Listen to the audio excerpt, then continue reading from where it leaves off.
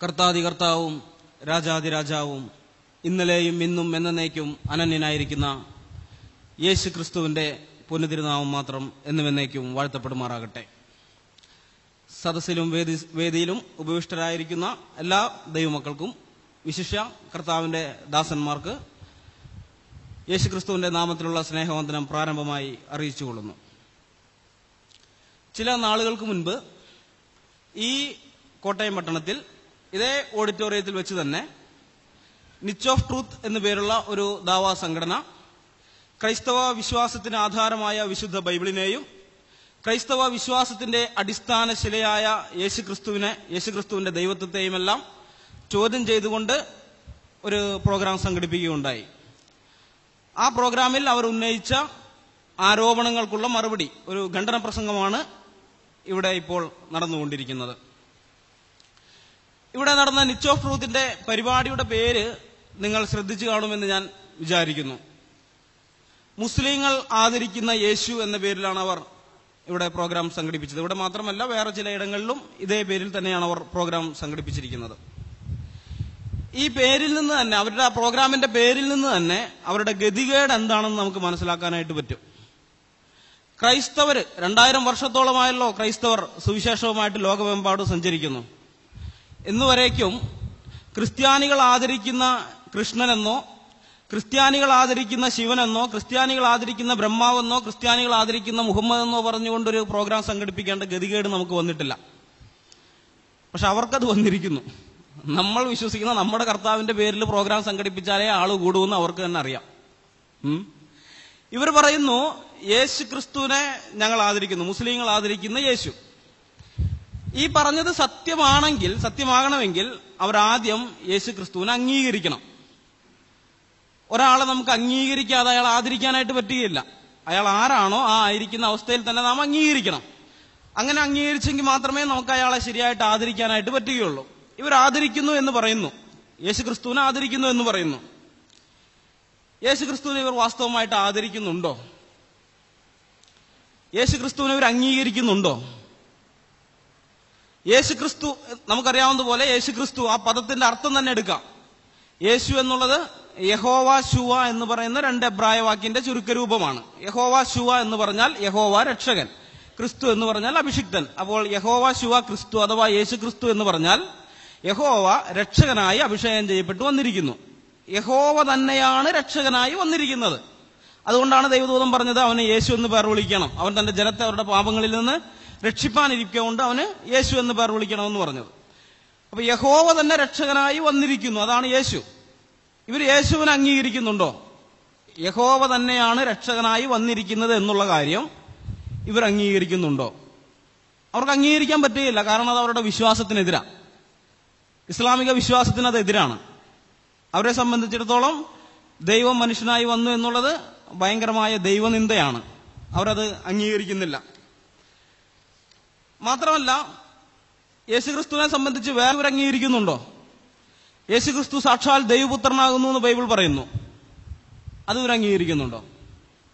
യേശുക്രിസ്തു സർവ്വത്തിനും മീതെ ദൈവമായി എന്നേക്കും വാഴ്ത്തപ്പെട്ടവൻ എന്ന് ബൈബിൾ പറയുന്നു, അത് ഇവർ അംഗീകരിക്കുന്നുണ്ടോ? യേശുക്രിസ്തു മനുഷ്യരുടെ പാപം ഏറ്റെടുത്ത് കുരിശിൽ മരിച്ചു എന്ന് വിശുദ്ധ വേദപുസ്തകം പറയുന്നു, അത് ഇവർ അംഗീകരിക്കുന്നുണ്ടോ?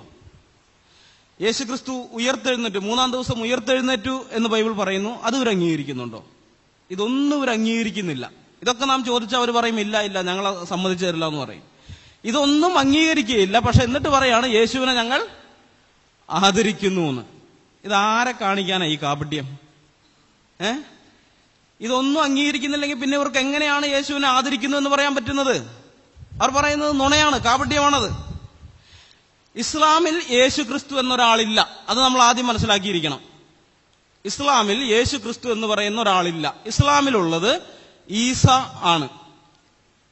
ഈസാ നബി അല്ലെങ്കിൽ മസീഹ് ഈസ എന്നൊക്കെ അവർ വിളിക്കുന്നു. ഈ ഈസാ നബിക്കും നമ്മുടെ ബൈബിളിലുള്ള യേശു ക്രിസ്തുവിനും തമ്മിൽ യാതൊരു ബന്ധവുമില്ല. ഈ കാര്യവും നാം അറിഞ്ഞിരിക്കണം. പലപ്പോഴും നമ്മുടെ ആളുകൾക്ക് തന്നെയുള്ള വലിയൊരു തെറ്റിദ്ധാരണയാണ്. ഇത് മാത്രമല്ല, ഖുർആനിൽ പറയുന്ന ഇബ്രാഹിം നബി ബൈബിളിലുള്ള അബ്രഹാമാണെന്ന് വിശ്വസിക്കുന്നവരുണ്ട്. ഖുർആനിൽ അള്ളാഹു ബൈബിളിലുള്ള യഹോവയാണെന്ന് വിശ്വസിക്കുന്നവരുണ്ട്. അതുപോലെ ഖുർആനിലുള്ള ദാവൂദ് ബൈബിളിലുള്ള ദാവീദാണെന്ന് വിശ്വസിക്കുന്നു. ഇങ്ങനെ കുറെ വിശ്വാസമായിട്ട് തെറ്റിദ്ധാരണയായിട്ട് നടക്കുന്ന ധാരാളം പേരുണ്ട്. ആ തെറ്റിദ്ധാരണയൊക്കെ മാറ്റണം എന്നുള്ള ഉദ്ദേശത്തിലാണ് നമ്മൾ ഈ പ്രോഗ്രാം സംഘടിപ്പിച്ചിരിക്കുന്നത്. ഇവർക്ക് ഈസാ നബിയേ ഉള്ളൂ എന്ന് പറഞ്ഞല്ലോ. പക്ഷെ ഇവരൊരിക്കലും മുസ്ലിങ്ങൾ ആദരിക്കുന്ന ഈസാ നബി എന്ന് പറഞ്ഞൊരു പ്രോഗ്രാം സംഘടിപ്പിക്കുകയില്ല. മുസ്ലിങ്ങൾ ആദരിക്കുന്ന ഈസാ നബി എന്ന് പറഞ്ഞൊരു പ്രോഗ്രാം സംഘടിപ്പിച്ചാൽ ക്രിസ്ത്യാനികൾ ചെല്ലില്ല, അത് പോട്ടെ, മുസ്ലിങ്ങൾ പോലും വരില്ല. അത് ഇവർക്ക് നന്നായിട്ട് അറിയാം. യേശുക്രിസ്തുവിന്റെ പേര് നല്ല മാർക്കറ്റ് വാല്യൂ ഉള്ള പേരാ. ഏത് പ്രൊഡക്റ്റും വിറ്റഴിക്കാൻ മാർക്കറ്റ് വാല്യൂ ഉള്ള പേര് വേണം. യേശുക്രിസ്തുവിന്റെ പേര് അങ്ങനെയുള്ള പേരാ. ഇവരുടെ ദയനീയാവസ്ഥ നമ്മൾ ശരിക്കും മനസ്സിലാക്കണം. ഇവരുടെ ദയനീയാവസ്ഥ നമ്മൾ ശരിക്കും മനസ്സിലാക്കണം. നമ്മളെപ്പോലെയല്ല ഇവരുടെ സ്ഥിതി. നമുക്ക് ബൈബിളിൽ ഇഷ്ടംപോലെ ആളുകളുണ്ട് എടുത്തു കാണിക്കാൻ, മാതൃകയായിട്ട് എടുത്തു കാണിക്കാൻ. യേശുക്രിസ്തുവിനെ മാത്രമല്ല, പൗലോസ് അപ്പോസ്തലനെ ആകട്ടെ, പത്രോസിനെ ആകട്ടെ, തോമസിനെ ആകട്ടെ, അന്ത്രയോസിനെ ആകട്ടെ, അങ്ങനെ ധാരാളം പേര്, ബർന്നബാസ്, അങ്ങനെ ഇഷ്ടം പോലെ ഉണ്ട്. ഇവരൊക്കെ എടുത്തു കാണിക്കാനുണ്ട് മാതൃകയായിട്ട്. പക്ഷെ ഇവരെ സംബന്ധിച്ചിടത്തോളം ഇവർക്ക് ഇഷ്ടം പോലെ പുസ്തകങ്ങളുണ്ട്. നമുക്ക് ബൈബിൾ മാത്രമേ ഉള്ളൂ. ഇവർക്ക് ഖുർആനുണ്ട്, ഹദീസുകളുണ്ട്, പിന്നെ വേറെ കുറെ പുസ്തകങ്ങളൊക്കെ ഉണ്ട്. ഈ പുസ്തകങ്ങളെല്ലാം പരിശോധിച്ച് നോക്കിയാലും നാലാള് കൂടുന്നിടത്തോ നാൽക്കവലയിലോ നാട്ടുമ്പുറങ്ങളിലോ നാണക്കേടില്ലാതെ അവതരിപ്പിക്കാൻ പറ്റുന്ന ഒറ്റ ഒരു വ്യക്തി പോലും അവരുടെ ഈ കിതാബുകളിലില്ല. നാട്ടുകാരുടെ അടുത്തൊരു പ്രോഗ്രാം നടത്തിയിട്ട് ഒരാളെ കുറിച്ച് പറയുമ്പോൾ ആ പറയുന്ന ആളെ കുറിച്ച് ചോദ്യം വന്നാൽ തലകുനിച്ചിരിക്കേണ്ട അവസ്ഥയാണ് ഇവർക്കുള്ളത്. ഇവരുടെ പ്രവാചകന്റെ ചെറുതായിട്ട് ഞാനൊന്ന് പറയാം. ഇവരുടെ പ്രവാചകൻ ശ്രീ മുഹമ്മദ് 51 വയസ്സ് പ്രായമുള്ള സമയത്ത് 6 വയസ്സ് തികയാത്ത, കൃത്യമായി പറഞ്ഞാൽ 5 വയസ്സും 10 മാസവും മാത്രം പ്രായമുള്ള ആയിഷ എന്ന് പറയുന്ന ഒരു കുഞ്ഞിനെ വിവാഹം കഴിച്ച ആളാണ്. 51 വയസ്സുള്ള ആള് 6 വയസ്സ് തികയാത്ത കുഞ്ഞിനെ വിവാഹം കഴിച്ചു. ഇവരുടെ പ്രവാചകന്റെ വീരഗാഥയാണ്. മാത്രമല്ല, അദ്ദേഹത്തിന് ആൺമക്കൾ ഉണ്ടായിരുന്നില്ല. ഒരു വളർത്തുമകനാണ്, ആണായിട്ടൊരു വളർത്തുമകൻ ഉണ്ടായിരുന്നു, സെയ്ദ് ബിൻ ഹാരിത്ത് എന്ന് പറയുന്നത്. ഈ സെയ്ദ് വിവാഹം കഴിച്ചു. അവര് മാറി താമസിക്കുകയാണ്. ഒരു ദിവസം ഈ പ്രവാചകൻ മുഹമ്മദ് ഈ സെയ്ദിനെ കാണാൻ വേണ്ടി, വളർത്തുമകനെ കാണാൻ വേണ്ടി ചെന്നു കഴിഞ്ഞപ്പോൾ സെയ്ദ് വീട്ടിലില്ല. അദ്ദേഹത്തിന്റെ ഭാര്യ മാത്രമേ ഉള്ളൂ. ചൂടുകാലമായതുകൊണ്ട് ആ സ്ത്രീ അരയ്ക്ക് മേൽപോട്ട് വസ്ത്രം ധരിച്ചിട്ടുണ്ടായിരുന്നില്ല. ഇദ്ദേഹം അവിടെ ചെന്ന് കഴിഞ്ഞപ്പോൾ ഒരു പ്രത്യേക സ്ഥിതിയിൽ ഈ സ്ത്രീ ഇരിക്കുന്നത് കണ്ടു. പിന്നീട് എന്തുണ്ടായെന്നറിയാമോ? ഈ വളർത്തുമകനെ കൊണ്ട് ഡൈവോഴ്സ് ചെയ്യിപ്പിച്ചിട്ട് അദ്ദേഹം അവളെ വിവാഹം കഴിച്ചു. ഇവരുടെ പ്രവാചകൻ ചെയ്തതാ. മാത്രമല്ല, ഒരു യഹൂദൻ കൂടോത്രം ചെയ്തു. ഇവരുടെ പ്രവാചകനെതിരായിട്ട് കൂടോത്രം ചെയ്തു. ഇവരുടെ പുസ്തകത്തിലുള്ളതാ ഇതൊക്കെ. കൂടോത്രം ചെയ്തു കഴിഞ്ഞിട്ട് ഒരു 18 മാസത്തോളം ആ ചങ്ങാതി കൂടോത്രത്തിന് വിധേയനായി ജീവിക്കേണ്ടി വന്നു. താൻ ചെയ്തിട്ടില്ലാത്ത കാര്യങ്ങൾ ചെയ്തെന്നും പറഞ്ഞിട്ടില്ലാത്ത കാര്യങ്ങൾ പറഞ്ഞു എന്നൊക്കെ പറഞ്ഞ് അദ്ദേഹം നടന്നതായിട്ട് ഇവരുടെ പ്രമാണ ഗ്രന്ഥങ്ങളിലുണ്ട്. അപ്പൊ ഇങ്ങനെയൊക്കെയുള്ള ഒരു വ്യക്തിയെ എങ്ങനെയാണ് നാട്ടുകാരുടെ മുമ്പിൽ അവതരിപ്പിക്കാൻ പറ്റുന്നത്? അദ്ദേഹം ചെയ്ത ഈ മാതൃക ഇവർക്ക് തന്നെ പിൻപറ്റാൻ പറ്റിയില്ല. ഇന്ന് ആരെങ്കിലും ഇദ്ദേഹം ചെയ്ത, ഞങ്ങളുടെ പ്രവാചകൻ കാണിച്ചു തന്ന മാതൃകയാണെന്നും പറഞ്ഞിട്ട് 5 വയസ്സും 10 മാസവും പ്രായമുള്ള ഒരു കുട്ടിയെ വിവാഹം കഴിച്ചാൽ എന്തായിരിക്കും അവന്റെ സ്ഥിതി? അവൻ കമ്പിയഴി എണ്ണില്ലേ? ഇല്ലേ? ബാലപീഡനത്തിന് പിടിച്ച് അകത്തിടും. അപ്പൊ ഇവർക്ക് തന്നെ ഇവരുടെ പ്രവാചകന്റെ മാതൃക ശരിയായിട്ട് പിൻപറ്റാൻ പറ്റുകയില്ല. അത് ഇവർക്കും അറിയാം. അപ്പൊ ഇങ്ങനെയൊക്കെയുള്ള അവസ്ഥയിൽ നാലാൾക്കാരുടെ മുമ്പിൽ അവതരിപ്പിക്കാൻ പറ്റുന്ന ഒരാൾ പോലും കൂടെ ഇല്ലാത്ത സ്ഥിതിയിൽ ഇവൻ എന്ത് ചെയ്യും? ബാക്കിയുള്ളവരൊക്കെ ചെയ്യുന്നത് തന്നെ അവരും ചെയ്യുന്നു. എന്താണ്? യേശുക്രിസ്തുവിനെ അങ്ങ് അടിച്ചു മാറ്റി സ്വന്തമാക്കുക. യേശുക്രിസ്തുവിനെ അടിച്ചു മാറ്റി ഞങ്ങളുടെയാണെന്ന് അങ്ങ് പറയുക. ഇപ്പൊ ഈ അടുത്ത് നമ്മൾ കേട്ടു യേശുക്രിസ്തു ഹിന്ദു ആണെന്ന്. അതിനു മുമ്പ്, ചില വർഷങ്ങൾക്ക് മുമ്പ്, ഒരു രാഷ്ട്രീയ പാർട്ടിയുടെ നേതാവ് പറഞ്ഞു യേശുക്രിസ്തു ആണ് ലോകത്തിലെ ആദ്യത്തെ കമ്മ്യൂണിസ്റ്റ് എന്ന്. ഇവരെല്ലാം ആഗ്രഹിക്കുന്നു യേശുക്രിസ്തുവിനെ പോലെയുള്ള ഒരാൾ ഞങ്ങളുടെ കൂട്ടത്തിലുണ്ടെന്ന് പറയാൻ അവർ ആഗ്രഹിക്കുന്നു. ലോകത്തിന്റെ മുമ്പാകെ അവതരിപ്പിക്കാൻ ഇവനെ പോലെ കൊള്ളാകുന്ന വേറെ ആരുണ്ട്? യേശുക്രിസ്തു ജനിച്ചതുപോലെ ജനിച്ച, യേശുക്രിസ്തു ജീവിച്ചതുപോലെ ജീവിച്ച, യേശുക്രിസ്തു ഉപദേശിച്ചതുപോലെ ഉള്ള ഒരാൾ, യേശുക്രിസ്തു മരിച്ചതുപോലെയുള്ള ഒരാൾ, യേശുക്രിസ്തു മരണത്തെ ജയിച്ച് ഉയർത്തെഴുന്നേറ്റതുപോലെയുള്ള ഒരാൾ ലോക ചരിത്രത്തിൽ അതിന് മുൻപോ പിൻപോ ഉണ്ടായിട്ടില്ല. അതുകൊണ്ട് തന്നെ അവരെല്ലാവരും ആഗ്രഹിക്കുന്നു യേശുക്രിസ്തുവിനെ പോലുള്ള ഒരാൾ ഞങ്ങളുടെ കൂട്ടത്തിലുണ്ട് എന്ന് പറഞ്ഞുകൊണ്ട്. അതാണ് ലോകം ചെയ്യുന്നത്. ഇവരും അത് തന്നെ ചെയ്തു. ഇവരുടെ പ്രവാചകൻ പണ്ടേ അത് ചെയ്തു.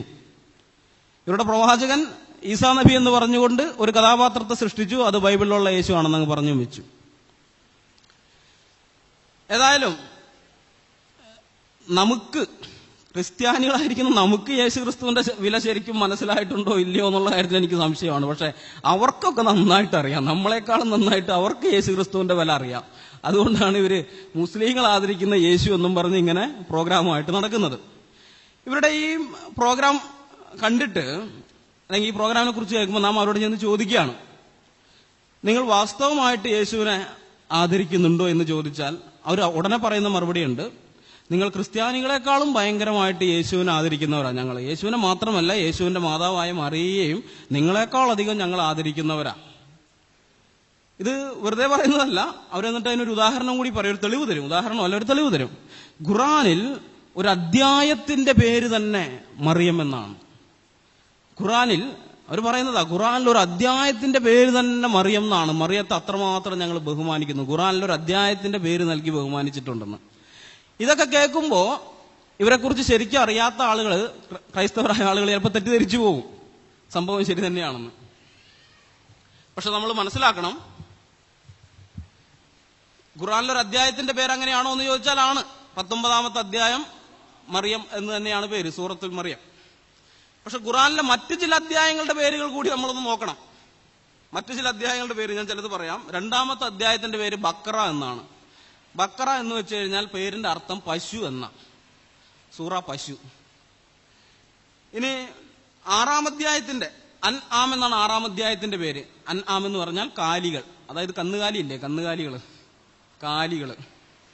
16-ാം അധ്യായത്തിന്റെ പേര് നഹ്ൽ എന്നാണ്, നഹ്ല്, തേനീച്ച. 27-ാം അധ്യായത്തിന്റെ പേര് നംല് എന്നാണ്, ഉറുമ്പുകൾ എന്നർത്ഥം. 105-ാം അധ്യായത്തിന്റെ പേര് ഫീൽ എന്നാണ്, ആന. 58-ാം അധ്യായത്തിന്റെ പേര് മുജാദില എന്നാണ്, തർക്കിക്കുന്നവൾ എന്നാണ് അർത്ഥം. 63-ാം അധ്യായത്തിന്റെ പേര് മുനാഫിക്കൂൻ എന്നാണ്, കപട വിശ്വാസികൾ എന്നർത്ഥം. 29-ാം അധ്യായത്തിന്റെ പേര് അൻകബൂത്ത് എന്നാണ്, ചിലന്തി, എട്ടുകാലി, ഇതാണ് അർത്ഥം. അപ്പൊ കണ്ട പശുവിന്റെയും കന്നുകാലികളുടെയും ചിലന്തിയുടെയും ആനയുടെയും ഒക്കെ ആ പട്ടികയിലാണ് ആരെ കൊണ്ട് വെച്ചിരിക്കുന്നത്? മറിയയും കൊണ്ട് വെച്ചിരിക്കുന്നവർ. ഇത് നമ്മുടെ മറിയല്ല, നമ്മുടെ കർത്താവായ യേശു ക്രിസ്തുവിനെ ഉദരത്തിൽ ചുമക്കുവാൻ ഭാഗ്യം ലഭിച്ച മറിയയെ കുറിച്ചല്ല ഇത് പറഞ്ഞിരിക്കുന്നത്. ഇത് ഇസ്ലാമിന്റെ മറിയയാണ്, അത് വേറെയാണ്. ഏതായാലും ഇവർ മറിയയെ ഞങ്ങൾ ആദരിക്കുന്നെന്ന് പറഞ്ഞാൽ പോലും നമ്മളത് നോക്കിയാൽ ഇവർ കൊണ്ടുവരുന്ന തെളിവ് ഖുർആനിലൊരു അധ്യായത്തിന്റെ പേരാണ്. പക്ഷെ മറ്റധ്യായങ്ങളൊക്കെ നോക്കിയാൽ കണ്ട ക്ഷുദ്രജീവികളുടെ പേരൊക്കെ ഇട്ട അധ്യായങ്ങളാണ്. അതിന്റെ കൂട്ടത്തിലെ ഒരു ജീവിയായിട്ട് അവർ നിർത്തിയിരിക്കുക. ഇനി തീർന്നില്ല. ഇവരുടെ പ്രവാചകനുണ്ടല്ലോ മുഹമ്മദ്, അദ്ദേഹം പറഞ്ഞൊരു കാര്യമുണ്ട്. സ്വർഗത്തിൽ ചെന്നാൽ, ഇവരുടെ വിശ്വാസമനുസരിച്ച് സ്വർഗം നമ്മൾ വിശ്വസിക്കുന്നത് പോലെയല്ല. അവിടെ കല്യാണം കഴിക്കലുണ്ട്, കുടുംബമുണ്ട്, കുട്ടികളുണ്ട്, വെള്ളടിയുണ്ട്, എല്ലാം ഉണ്ട്. ഏതായാലും അദ്ദേഹം പറഞ്ഞു, ഇവരുടെ സ്വർഗത്തെക്കുറിച്ച് ഞങ്ങൾ ഈ കഴിഞ്ഞ മാസം 31-ാം തീയതി ഞങ്ങൾ കാട്ടാക്കട ഒരു പ്രോഗ്രാം സാക്ഷിയുടെ നടത്തിയിരുന്നു. അതിൽ ഇസ്ലാമിക സ്വർഗത്തെക്കുറിച്ച് ഖുർആൻ ആയത്തുകളും ഹദീസുകളും വെച്ച് ഞങ്ങൾ വിശദമായിട്ട് വിവരിച്ചതാണ്. കൂടുതൽ അറിയാൻ താല്പര്യമുണ്ടെങ്കിൽ അതിന്റെ CD ഇറങ്ങുന്ന സമയത്ത് നിങ്ങൾ നോക്കുക, അല്ലെങ്കിൽ അത് നെറ്റിൽ ലഭ്യമാണ്, യൂട്യൂബിൽ അത് അപ്ലോഡ് ചെയ്തിട്ടുണ്ട്. അപ്പൊ ഈ ഇവരുടെ പ്രവാചകനായിരിക്കുന്ന ശ്രീ മുഹമ്മദ് പറഞ്ഞതാണ്, ഞാൻ സ്വർഗത്തിൽ ചെന്നു കഴിഞ്ഞാൽ അവിടെ എനിക്ക് മറിയയെ ഭാര്യയായിട്ട് തരും അല്ലാഹു. അദ്ദേഹം പറഞ്ഞതാ. ഇവരുടെ ഒരു പ്രസിദ്ധനായ ഒരു പണ്ഡിതനാണ് ഇവരുടെ ഇബ്ൻ കത്തീർ എന്ന് പറയുന്ന വ്യാഖ്യാതാവ് കൂടെയാണ് അദ്ദേഹം. ഖുർആൻ വ്യാഖ്യാനമൊക്കെ ചമച്ചിട്ടുണ്ട്, ചരിത്രകാരനും കൂടിയാണ്. അദ്ദേഹത്തിന്റെ ഗിസാസ് അൽ അൻബിയ എന്നൊരു ഗ്രന്ഥമുണ്ട്. അതിന്റെ ഇംഗ്ലീഷ് പരിഭാഷ ലഭ്യമാണ്. അത് കെയ്റോയിൽ നിന്ന് പ്രസിദ്ധീകരിക്കുന്നതാണ്. അതിന്റെ 381-ാമത്തെ പേജിൽ ഇങ്ങനെ പറഞ്ഞിരിക്കുന്നു, അള്ളാഹുവിന്റെ ദൂതൻ പറഞ്ഞു, അള്ളാഹു പർദീസയിൽ തന്നെ ഇമ്രാന്റെ പുത്രിയായ മറിയയോടും ഫറവോന്റെ ഭാര്യയോടും മോശയുടെ സഹോദരിയോടും വിവാഹം കഴിപ്പിച്ചു. അള്ളാഹു എനിക്ക് അവരെ വിവാഹം കഴിച്ചു തന്നിരിക്കുന്നു എന്നാണ് പറയുന്നത്. സ്വർഗത്തിൽ ചെല്ലുമ്പോൾ എനിക്ക് അതങ്ങനെ ചെയ്തു തന്നിരിക്കുന്നു എന്ന് ആലോചിച്ചു നോക്കണം. ഈ ഖുറാനിലെ ഇമ്രാന്റെ പുത്രിയായ മറിയ എന്ന് പറയുന്നത് ഖുറാനിലുള്ള ഈസാ നബിയുടെ മാതാവായ മറിയയാണ്. അതുകൊണ്ട് ഞാൻ നേരത്തെ പറഞ്ഞ ഈസാ നബിയായിട്ടോ യേശുക്രിസ്തു ആയിട്ടോ ഈസാ നബിയുടെ മാതാവ് മറിയയായിട്ടോ ബൈബിളിലുള്ള യേശുക്രിസ്തുവിന്റെ മറിയായിട്ടോ ഒന്നും തമ്മിൽ യാതൊരു ബന്ധവുമില്ലാണ്. നമ്മുടെ കർത്താവായ യേശുക്രിസ്തുവിനെ ഉദരത്തിൽ വഹിക്കുവാൻ ഭാഗ്യം ലഭിച്ച അനുഗ്രഹീതയായ സ്ത്രീകളിൽ നീ അനുഗ്രഹിക്കപ്പെട്ടവളെന്ന് ബൈബിൾ പറഞ്ഞിരിക്കുന്നു. അനുഗ്രഹീതയായ മറിയ സ്വർഗത്തിൽ ആരെങ്കിലും കല്യാണം കഴിക്കാനിരിക്കുകയാണോ? ആണോ? അങ്ങനെ ചിന്തിക്കുന്നത് തന്നെ നല്ല സൈക്യാട്രിസ്റ്റിനെ കാണേണ്ട വിധത്തിലുള്ള ഒരു മനോരോഗമാണ്. അദ്ദേഹം പറഞ്ഞതാണ്. അപ്പൊ അതുകൊണ്ട് ഇനി ആരെങ്കിലും വന്നിട്ട് നമ്മുടെ അടുത്ത് വന്ന് പറയുകയാണെങ്കിൽ, നിങ്ങളോടൊന്ന് പറയാണ്, നിങ്ങളെക്കാളധികം ഞങ്ങൾ മറിയെ ആദരിക്കുന്നു എന്ന് പറഞ്ഞാൽ ഉടനെ പറയണം, പൊന്നു ചങ്ങാതി, ഈ ജാതി ആദരവൊന്നും ഞങ്ങളുടെ കർത്താവിന്റെ അമ്മയ്ക്ക് വേണ്ടാന്ന്. ഇത് ഇസ്ലാമിക വിഷയങ്ങളെക്കുറിച്ച് അറിവില്ലാത്തവരെ ഇവരിങ്ങനെയൊക്കെയാണ് വഴിതെറ്റിച്ച് കളയുന്നത്, വഞ്ചിച്ച് കളയുന്നത്. ഇനി കർത്താവിനെ ആദരിക്കുന്നു എന്ന് ഇവർ പറയുന്നു, യേശുക്രിസ്തുവിനെ ഞങ്ങൾ ആദരിക്കുന്നു എന്ന് പറയുന്നു. ഇവർ പറയും ക്രിസ്ത്യാനികളെക്കാൾ കൂടുതൽ യേശുവിനെ ആദരിക്കുന്നത് ഞങ്ങളാ.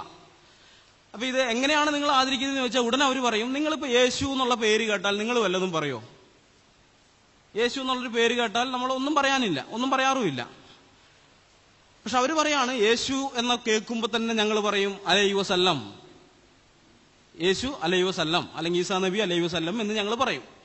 അപ്പൊ എന്താണ് ഈ അലൈഹി വസല്ലം എന്നുള്ള വാക്കിന്റെ അർത്ഥം? അദ്ദേഹത്തിന്റെ മേൽ അള്ളാഹുവിന്റെ രക്ഷയും സമാധാനവും ഉണ്ടാകട്ടെ എന്നാണ്. യേശുവിന് അള്ളാഹുവിന്റെ രക്ഷയും സമാധാനവും ഉണ്ടാകട്ടെ എന്ന് ഞങ്ങൾ പ്രാർത്ഥിക്കും. പേര് കേൾക്കുമ്പോൾ തന്നെ ഞങ്ങൾ പ്രാർത്ഥിക്കുന്നവരാ. അപ്പൊ ഇങ്ങനെ അദ്ദേഹത്തിന് രക്ഷയും സമാധാനം ഉണ്ടാകട്ടെ എന്ന് ഇങ്ങനെ പ്രാർത്ഥിക്കുന്ന നിങ്ങളിങ്ങനെയൊന്നും പ്രാർത്ഥിക്കുന്നില്ലല്ലോ. ക്രിസ്ത്യാനികൾ പ്രാർത്ഥിക്കുന്നില്ല, ഞങ്ങളാ പ്രാർത്ഥിക്കുന്നത്. അതുകൊണ്ട് ഞങ്ങളാണ് നിങ്ങളെക്കാൾ കൂടുതൽ യേശുവിനെ ആദരിക്കുന്നതെന്ന് പറയും. ഇത് ഞങ്ങൾ കുറെ കേട്ടിട്ടുണ്ട്. ഞങ്ങൾക്ക് ഒരു ഫേസ്ബുക്ക് ഗ്രൂപ്പുണ്ട്, സത്യത്തിന്റെ പോരാളികൾ, ട്രൂത്ത് ഫൈറ്റേഴ്സ് എന്നാണ് അതിന്റെ പേര്. 85,000 മുകളിൽ അംഗങ്ങളുള്ള ഒരു സാമാന്യം വലിയ ഒരു ഫേസ്ബുക്ക് ഗ്രൂപ്പാണ്. അതിന്റെ അകത്ത് മുസ്ലിം സുഹൃത്തുക്കളുമായി ഞങ്ങൾ ധാരാളം ചർച്ച നടത്താറുണ്ട്. ആ ഗ്രൂപ്പിലുള്ള പലരും ഇപ്പോൾ ഇവിടെ ഉണ്ട്, പലരെയൊക്കെ ഇപ്പോൾ ഇവിടെ വെച്ചിട്ടാണ് നേരിട്ട് കാണാൻ പറ്റുന്നത്. ഇതുവരെയൊക്കെ അതിനകത്ത് മാത്രമേ കണ്ടിരുന്നുള്ളൂ. അതിൽ വളരെ സന്തോഷമുണ്ട്. ഏതായാലും ഇവരൊക്കെ ആയിട്ട് ഞങ്ങൾ ചർച്ച നടത്തുമ്പോൾ ഇവർ സ്ഥിരം ഞങ്ങളോട് പറയുന്ന ഒരു ഡയലോഗാണിത്, ഞങ്ങൾ അദ്ദേഹത്തിന് വേണ്ടി പ്രാർത്ഥിക്കുന്നവരാണെന്ന്. യേശുക്രിസ്തുവിന്റെ മേൽ അള്ളാഹുവിന്റെ രക്ഷയും സമാധാനവും ഉണ്ടാകട്ടെ എന്ന് പറഞ്ഞ് പ്രാർത്ഥിക്കുന്നത് യേശുക്രിസ്തുവിനെ ആദരിക്കലാണോ അനാദരിക്കലാണോ? എന്താണ്? അനാദരിക്കലാണ്. നിസ്സംശയം പറയാമോ, അത് അനാദരിക്കൽ തന്നെയാണ്. യേശുക്രിസ്തു ആരാണെന്ന് ശരിയായി മനസ്സിലാക്കിയിട്ടുള്ള ഏതൊരാളും പറയും അത് യേശുക്രിസ്തുവിനെ അനാദരിക്കലാണെന്ന്. യേശുക്രിസ്തുവിന് ഒരു അറേബ്യൻ ഗോത്രദേവനായ അള്ളാഹുവിന്റെ രക്ഷ വേണോ? നമ്മുടെ കർത്താവായ യേശുക്രിസ്തു ലോകത്തിന്റെ മുഴുവൻ രക്ഷകനാണ്. അവൻ ലോകത്തിന്റെ മുഴുവൻ രക്ഷകനാണ്. അവൻ മനുഷ്യവർഗത്തിന്റെ രക്ഷകനാണ്. അവൻ തന്നെയാണ് രക്ഷ. യേശുക്രിസ്തു രക്ഷയാണ്. രക്ഷ എന്ന് പറയുന്നത് ഒരു വ്യക്തിയാണെങ്കിൽ ആ വ്യക്തി യേശുക്രിസ്തുവാണ്. നാം വായിക്കുന്നുണ്ട് ലൂക്കോസിന്റെ സുവിശേഷം 2-ാം അധ്യായത്തിന്റെ 29 മുതൽ 32 വരെയുള്ള ഭാഗത്ത് ശിശുവായിരിക്കുന്ന യേശുക്രിസ്തുവിനെ മറിയയും യോസഫും കൂടി ദൈവാലയത്തിലേക്ക് കൊണ്ടുപോകുമ്പോൾ ആത്മനിയോഗത്താൽ അവിടെ എത്തിയ ശിമിയോൻ എന്ന് പറയുന്ന നീതിവാനായ മനുഷ്യൻ ശിശുവായിരിക്കുന്ന യേശുവിനെ കൈകളിൽ എടുത്തുകൊണ്ട് പറഞ്ഞത്, ഇപ്പോൾ നാഥ, തിരുവചനം പോലെ നീ അടിയനെ സമാധാനത്തോടെ വിട്ടയക്കുന്നു. ജാതികൾക്ക് വെളിപ്പെടുവാനുള്ള പ്രകാശവും നിന്റെ ജനമായ ഇസ്രായേലിന്റെ മഹത്വവുമായി നീ സകല ജാതികളുടെയും മുമ്പിൽ ഒരുക്കിയിരിക്കുന്ന നിന്റെ രക്ഷയെ എന്റെ കണ്ണ് കണ്ടുവല്ലോ എന്ന്. ശിമിയോൻ കണ്ടത് ശിശുവായ യേശുവിനെയാണ്. ആ ശിശുവായ യേശുവിനെ കൈകളിലെടുത്തുകൊണ്ട് പറയുകയാണ്, നിന്റെ രക്ഷയെ എന്റെ കണ്ണ് കണ്ടുവല്ലോ എന്ന്. രക്ഷ എന്ന് പറയുന്നത് ഒരു വ്യക്തിയാണ്, അത് യേശു ക്രിസ്തുവാണ്. ആ യേശുവിന് രക്ഷ കിട്ടാൻ വേണ്ടി ഇവര് പ്രാർത്ഥിക്കണോ? ആരെങ്കിലും പ്രാർത്ഥിക്കേണ്ട ആവശ്യമുണ്ടോ? നിങ്ങൾക്ക് രക്ഷ വേണമെങ്കിൽ നിങ്ങൾ യേശുവിനെ വിളിച്ച് പ്രാർത്ഥിക്കേ, അവൻ നിങ്ങൾക്ക് രക്ഷ തരും. അപേക്ഷിക്കുന്നവരെ ഉപേക്ഷിക്കുന്ന ആളല്ല ഞങ്ങളുടെ കർത്താവ്. എന്നെ കേട്ടുകൊണ്ടിരിക്കുന്ന മുസ്ലിം സുഹൃത്തുക്കളെ, ഇവിടെ വന്നിട്ടുള്ളവരെ മാത്രമല്ല, ലൈവ് ടെലികാസ്റ്റ് ആണ്, ഫേസ്ബുക്കിലുള്ള ധാരാളം മുസ്ലിം സുഹൃത്തുക്കൾ ഇത് കണ്ടുകൊണ്ടിരിക്കുകയാണെന്ന് എനിക്കറിയാം. അവരോടുകൂടി ചേർത്ത് പറയാണ്, നിങ്ങൾക്ക് രക്ഷ വേണമെങ്കിൽ നിങ്ങൾ യേശുവിനെ വിളിച്ച് പ്രാർത്ഥിക്കേ, യേശു ക്രിസ്തു നിങ്ങൾക്ക് രക്ഷ തരും. അല്ലാതെ യേശു ക്രിസ്തുവിന് രക്ഷ കിട്ടാൻ വേണ്ടി നിങ്ങളാരും പ്രാർത്ഥിക്കേണ്ട ആവശ്യമില്ല. അവൻ രക്ഷ കൊടുക്കുന്നവനാണ്. ഈ വിശാലമായ ഭൂമിക്ക് മുകളിൽ, അതിലും വിശാലമായ ആകാശത്തിന്റെ കീഴിൽ നിങ്ങളുടെ രക്ഷയ്ക്ക് വേണ്ടി ഒരേ ഒരു നാമമേ ഉള്ളൂ, അത് യേശു ക്രിസ്തുവിന്റെ നാമമാണ്. വേറെ ഒരു നാമവുമില്ല. അള്ളാഹു എന്നുള്ള നാമം നിങ്ങളെ രക്ഷിക്കാൻ പോകുന്നില്ല. അത് നിങ്ങൾ അറിഞ്ഞിരുന്നോളണം. ഇനി യേശുക്രിസ്തുവിന് സമാധാനം കിട്ടട്ടെ എന്നുള്ള ഇവരുടെ പ്രാർത്ഥന, അത് യേശുക്രിസ്തുവിനെ ആദരിക്കുന്നതാണോ അനാദരിക്കുന്നതാണോ? ആദരിക്കലാണോ അനാദരിക്കലാണോ? അനാദരിക്കലാണ്. ഒരു സംശയവുമില്ലാതെ പറയാമോ അത് അനാദരിക്കലാണ്. യേശുക്രിസ്തുവിനെ അനാദരിക്കുകയാണ് ഇതിലൂടെ. യേശുക്രിസ്തു ജനിക്കുന്നതിനും 700 വർഷം മുമ്പ് 750 വർഷം മുമ്പ് ജീവിച്ചിരുന്ന പ്രവാചകനായ യെശയ്യാവ് യേശുക്രിസ്തുവിനെ കുറിച്ച് പ്രവചിച്ചിരിക്കുന്നത് ഇങ്ങനെയാണ്. നമുക്കറിയാവുന്ന വാക്യമാണ്. യെശയ്യാവ് 9:6 നാം വായിക്കുന്നു, നമുക്കൊരു ശിശു ജനിച്ചിരിക്കുന്നു, നമുക്കൊരു മകൻ നൽകപ്പെട്ടിരിക്കുന്നു, ആധിപത്യം അവന്റെ തോളിലിരിക്കും, അവൻ അത്ഭുതമന്ത്രി, വീരനാം ദൈവം, നിത്യപിതാവ്, സമാധാന പ്രഭു എന്ന് പേർ വിളിക്കപ്പെടും. സമാധാന പ്രഭു എന്ന് പേർ വിളിക്കപ്പെടും. അവൻ സമാധാനത്തിന്റെ പ്രഭുവാണ്. സമാധാനത്തിന്റെ പ്രഭുവായിരിക്കുന്ന യേശുക്രിസ്തുവിന് സമാധാനം കിട്ടാൻ വേണ്ടി ഇവര് പ്രാർത്ഥിക്കണോ? വേറെ ആരെങ്കിലും പ്രാർത്ഥിക്കേണ്ട കാര്യമുണ്ടോ? നിങ്ങൾക്ക് സമാധാനം കിട്ടണമെങ്കിൽ നിങ്ങൾ യേശുവിനെ വിളിച്ച് പ്രാർത്ഥിക്കുക, അവൻ നിങ്ങൾക്ക് സമാധാനം തരും. അല്ലാതെ യേശുവിന് സമാധാനം കിട്ടാൻ വേണ്ടി നിങ്ങൾ ആരും പ്രാർത്ഥിക്കേണ്ട കാര്യമൊന്നുമില്ല. യേശുക്രിസ്തു മനുഷ്യവർഗത്തിന്റെ പാപം തന്റെ ശരീരത്തിന്മേൽ ചുമന്നുകൊണ്ട് ക്രൂശിൽ കയറാൻ പോകുന്ന ആ രാത്രിയിൽ തന്റെ ശിഷ്യന്മാരോട് പറഞ്ഞത് യോഹന്നാൻ 14:27 വാക്യത്തിൽ രേഖപ്പെടുത്തി വെച്ചിട്ടുണ്ട്. സമാധാനം ഞാൻ നിങ്ങൾക്ക് തന്നേച്ചു പോകുന്നു, എന്റെ സമാധാനം ഞാൻ നിങ്ങൾക്ക് തരുന്നു, ലോകം തരുന്നത് പോലെയല്ല ഞാൻ നിങ്ങൾക്ക് തരുന്നത്. നിങ്ങളുടെ ഹൃദയം കലങ്ങരുത്, ഭ്രമിക്കുകയും അരുത്. ലോകം തരുന്നത് പോലെയുള്ള സമാധാനമല്ല, അതിനേക്കാൾ ഉന്നതമായ, അതിനേക്കാൾ ഉത്തമമായ, അതിനേക്കാൾ എല്ലാം കൊണ്ടും മെച്ചപ്പെട്ടതായ സമാധാനം, ലോകത്തിനൊരിക്കലും തരാൻ കഴിയാത്ത വിധത്തിലുള്ള സമാധാനം, ലോകത്തിനൊരിക്കലും എടുത്തു മാറ്റാൻ കഴിയാത്ത വിധത്തിലുള്ള സമാധാനം തരാൻ കഴിയുന്നവനാണ് യേശുക്രിസ്തു. നിത്യസമാധാനത്തിന്റെ ഉടയവനാണ് അവിടുന്ന്. ശാശ്വതമായ സമാധാനം നൽകാൻ കഴിയുന്ന ഒരേ ഒരു ദൈവം അത് യേശുക്രിസ്തു മാത്രമാണ്. ആ യേശുക്രിസ്തുവിന് സമാധാനം കിട്ടാൻ വേണ്ടി ഒരാളും പ്രാർത്ഥിക്കേണ്ട. അങ്ങനെ പ്രാർത്ഥിക്കുന്നെങ്കിൽ അത് യേശുവിനെ നിന്ദിക്കുന്നതാണ്, യേശുവിനെ അപമാനിക്കലാണ്, അനാദരിക്കലാണ്. അല്ലാതെ ഒരിക്കലത് ആദരവല്ല, ആദരിക്കുന്ന പരിപാടിയേ അല്ല. ഇനി എന്തുകൊണ്ടാണ് ഇവരിങ്ങനെ യേശുക്രിസ്തുവിന്റെ പേര് കേൾക്കുന്ന മാത്രയിൽ തന്നെ അള്ളാഹുവിന്റെ രക്ഷയും സമാധാനവും അദ്ദേഹത്തിന്റെ മേൽ ഉണ്ടാകട്ടെ എന്ന് പ്രാർത്ഥിക്കുന്നത്? അതുകൂടി നമ്മൾ അറിഞ്ഞിരിക്കണം. അത് ഇവരുടെ പ്രവാചകൻ പഠിപ്പിച്ചതാണ്. ഇവരുടെ പ്രവാചകൻ ശ്രീ മുഹമ്മദ് പഠിപ്പിച്ചു കൊടുത്തതാണ്. അദ്ദേഹത്തിന്റെ പേര് കേൾക്കുമ്പോഴും ഇവർ പ്രാർത്ഥിക്കണം. യേശുവിന്റെ അല്ല, വേറെ ഇവരിൽ കുറെ പ്രവാചകന്മാരുണ്ട്. ബൈബിളിലുള്ള ഒരു 25ഓളം പ്രവാചകന്മാര് പേരിനെ വ്യത്യാസപ്പെടുത്തി ഇവരെ കൈവശം കൊണ്ടുവന്നിട്ട് ആ പ്രവാചകന്മാരുടെ പേര് കേൾക്കുമ്പോൾ ഇവർ പ്രാർത്ഥിക്കണം. അതല്ലാതെ ശ്രീ മുഹമ്മദിന്റെ പേര് കേൾക്കുമ്പോഴും ഇവര് പറയണം. ഒരു വ്യത്യാസമുണ്ട്. മറ്റുള്ളവരുടെയൊക്കെ പേര് കേൾക്കുമ്പോൾ അലൈഹി വസല്ലം എന്ന് മാത്രം പറയും. എന്നാൽ ഇദ്ദേഹത്തിന്റെ പേര് കേട്ടാൽ ഉടനെ സല്ലല്ലാഹു അലൈഹി വസല്ലം എന്ന് പറയണം. സല്ലല്ലാഹു അലൈഹി വസല്ലം. അത് ഇവരുടെ മേൽ നിർബന്ധമാക്കപ്പെട്ടിരിക്കുന്ന ഒരു കൽപ്പനയാണ്. ആ കൽപ്പന സൂറ 33:56 കാണാം. സൂറ എന്ന് പറയുന്ന അധ്യായമാണ്, ഖുർആനിലുള്ള അധ്യായം. 33-ാമത്തെ അധ്യായം അസ്സാബ് എന്ന് പറയുന്ന അധ്യായമാണ്. അതിന്റെ 56-ാമത്തെ വാക്യത്തിൽ നാം വായിക്കുന്നത് ഇങ്ങനെയാണ്: നിശ്ചയം അല്ലാഹുവും അവന്റെ മലക്കുകളും നബിക്ക് സ്വലാത്ത് ചെയ്യുന്നു, വിശ്വസിച്ചവരെ നിങ്ങൾ നബിക്ക് സലാത്തും സലാമും ചൊല്ലുവിൻ. അല്ലാഹുവും അവന്റെ മലക്കുകളും നബിക്ക് സ്വലാത്ത് ചൊല്ലുന്നു, വിശ്വസിച്ചവരെ നിങ്ങൾ നബിക്ക് സലാത്തും സലാമും ചൊല്ലുവിൻ. ഇവിടെ രണ്ട് കാര്യങ്ങൾ നമുക്ക് കാണാനായിട്ട് പറ്റും. രണ്ട് കാര്യങ്ങളുണ്ട്. ഒന്ന്, അല്ലാഹുവും മലക്കുകളും ശ്രീ മുഹമ്മദിനെ സ്വലാത്ത് ചെയ്യുന്നു. ഇനി മുസ്ലിങ്ങളെല്ലാം ശ്രീ മുഹമ്മദിന് സ്വലാത്ത് ചൊല്ലണം. എങ്ങനെയാണ് ഈ സ്വലാത്ത് ചൊല്ലേണ്ടത്?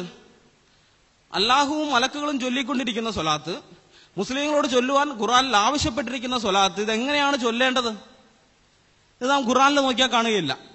ഇതറിയണമെങ്കിൽ ഹദീസുകളിലേക്ക് പോകണം. ഹദീസ് എന്ന് പറയുന്നത് ശ്രീ മുഹമ്മദ് മരിച്ച് 240-300 കൊല്ലത്തിനിടയിൽ എഴുതപ്പെട്ട കുറെ പുസ്തകങ്ങളാണ്. കേട്ടുകേൾവി അടിസ്ഥാനമാക്കി എഴുതിയ പുസ്തകങ്ങളാണ്. അതാണ് ഇവരുടെ രണ്ടാമത്തെ പ്രമാണം. ഖുർആൻ കഴിഞ്ഞാൽ പിന്നത്തെ പ്രമാണം അതാണ്. കേട്ടുകേൾവി അടിസ്ഥാനമാക്കിയിട്ട് ഓരോരുത്തരും എഴുതി വെച്ചതാണ്.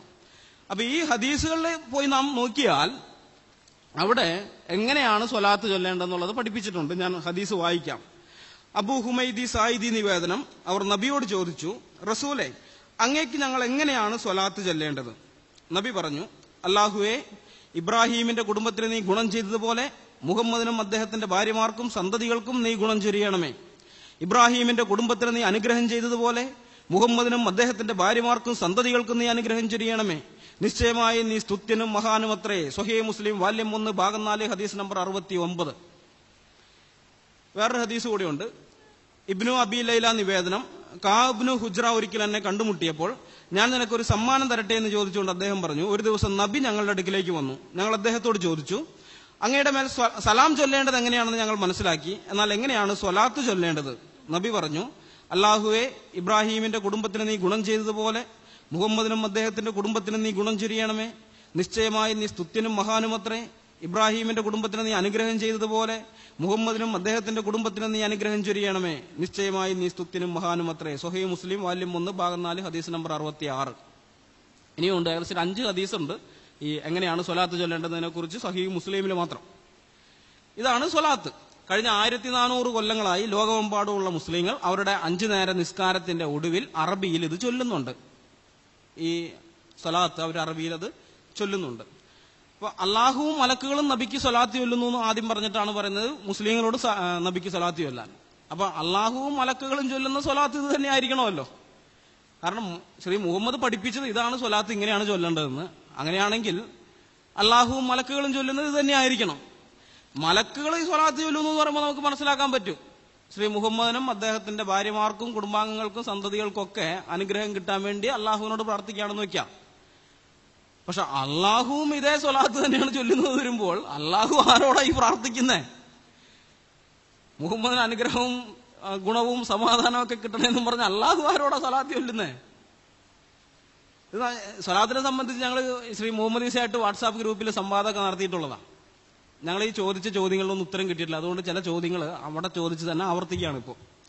അപ്പൊ ഞങ്ങൾക്ക് അറിയേണ്ടത് ശ്രീ മുഹമ്മദിനും അദ്ദേഹത്തിന്റെ ഭാര്യമാർക്കും സന്തതികൾക്കും ഒക്കെ അനുഗ്രഹവും ഗുണവും കിട്ടാൻ വേണ്ടിയിട്ട് അള്ളാഹു ആരോട് സ്വലാത്ത് ചൊല്ലുന്നു.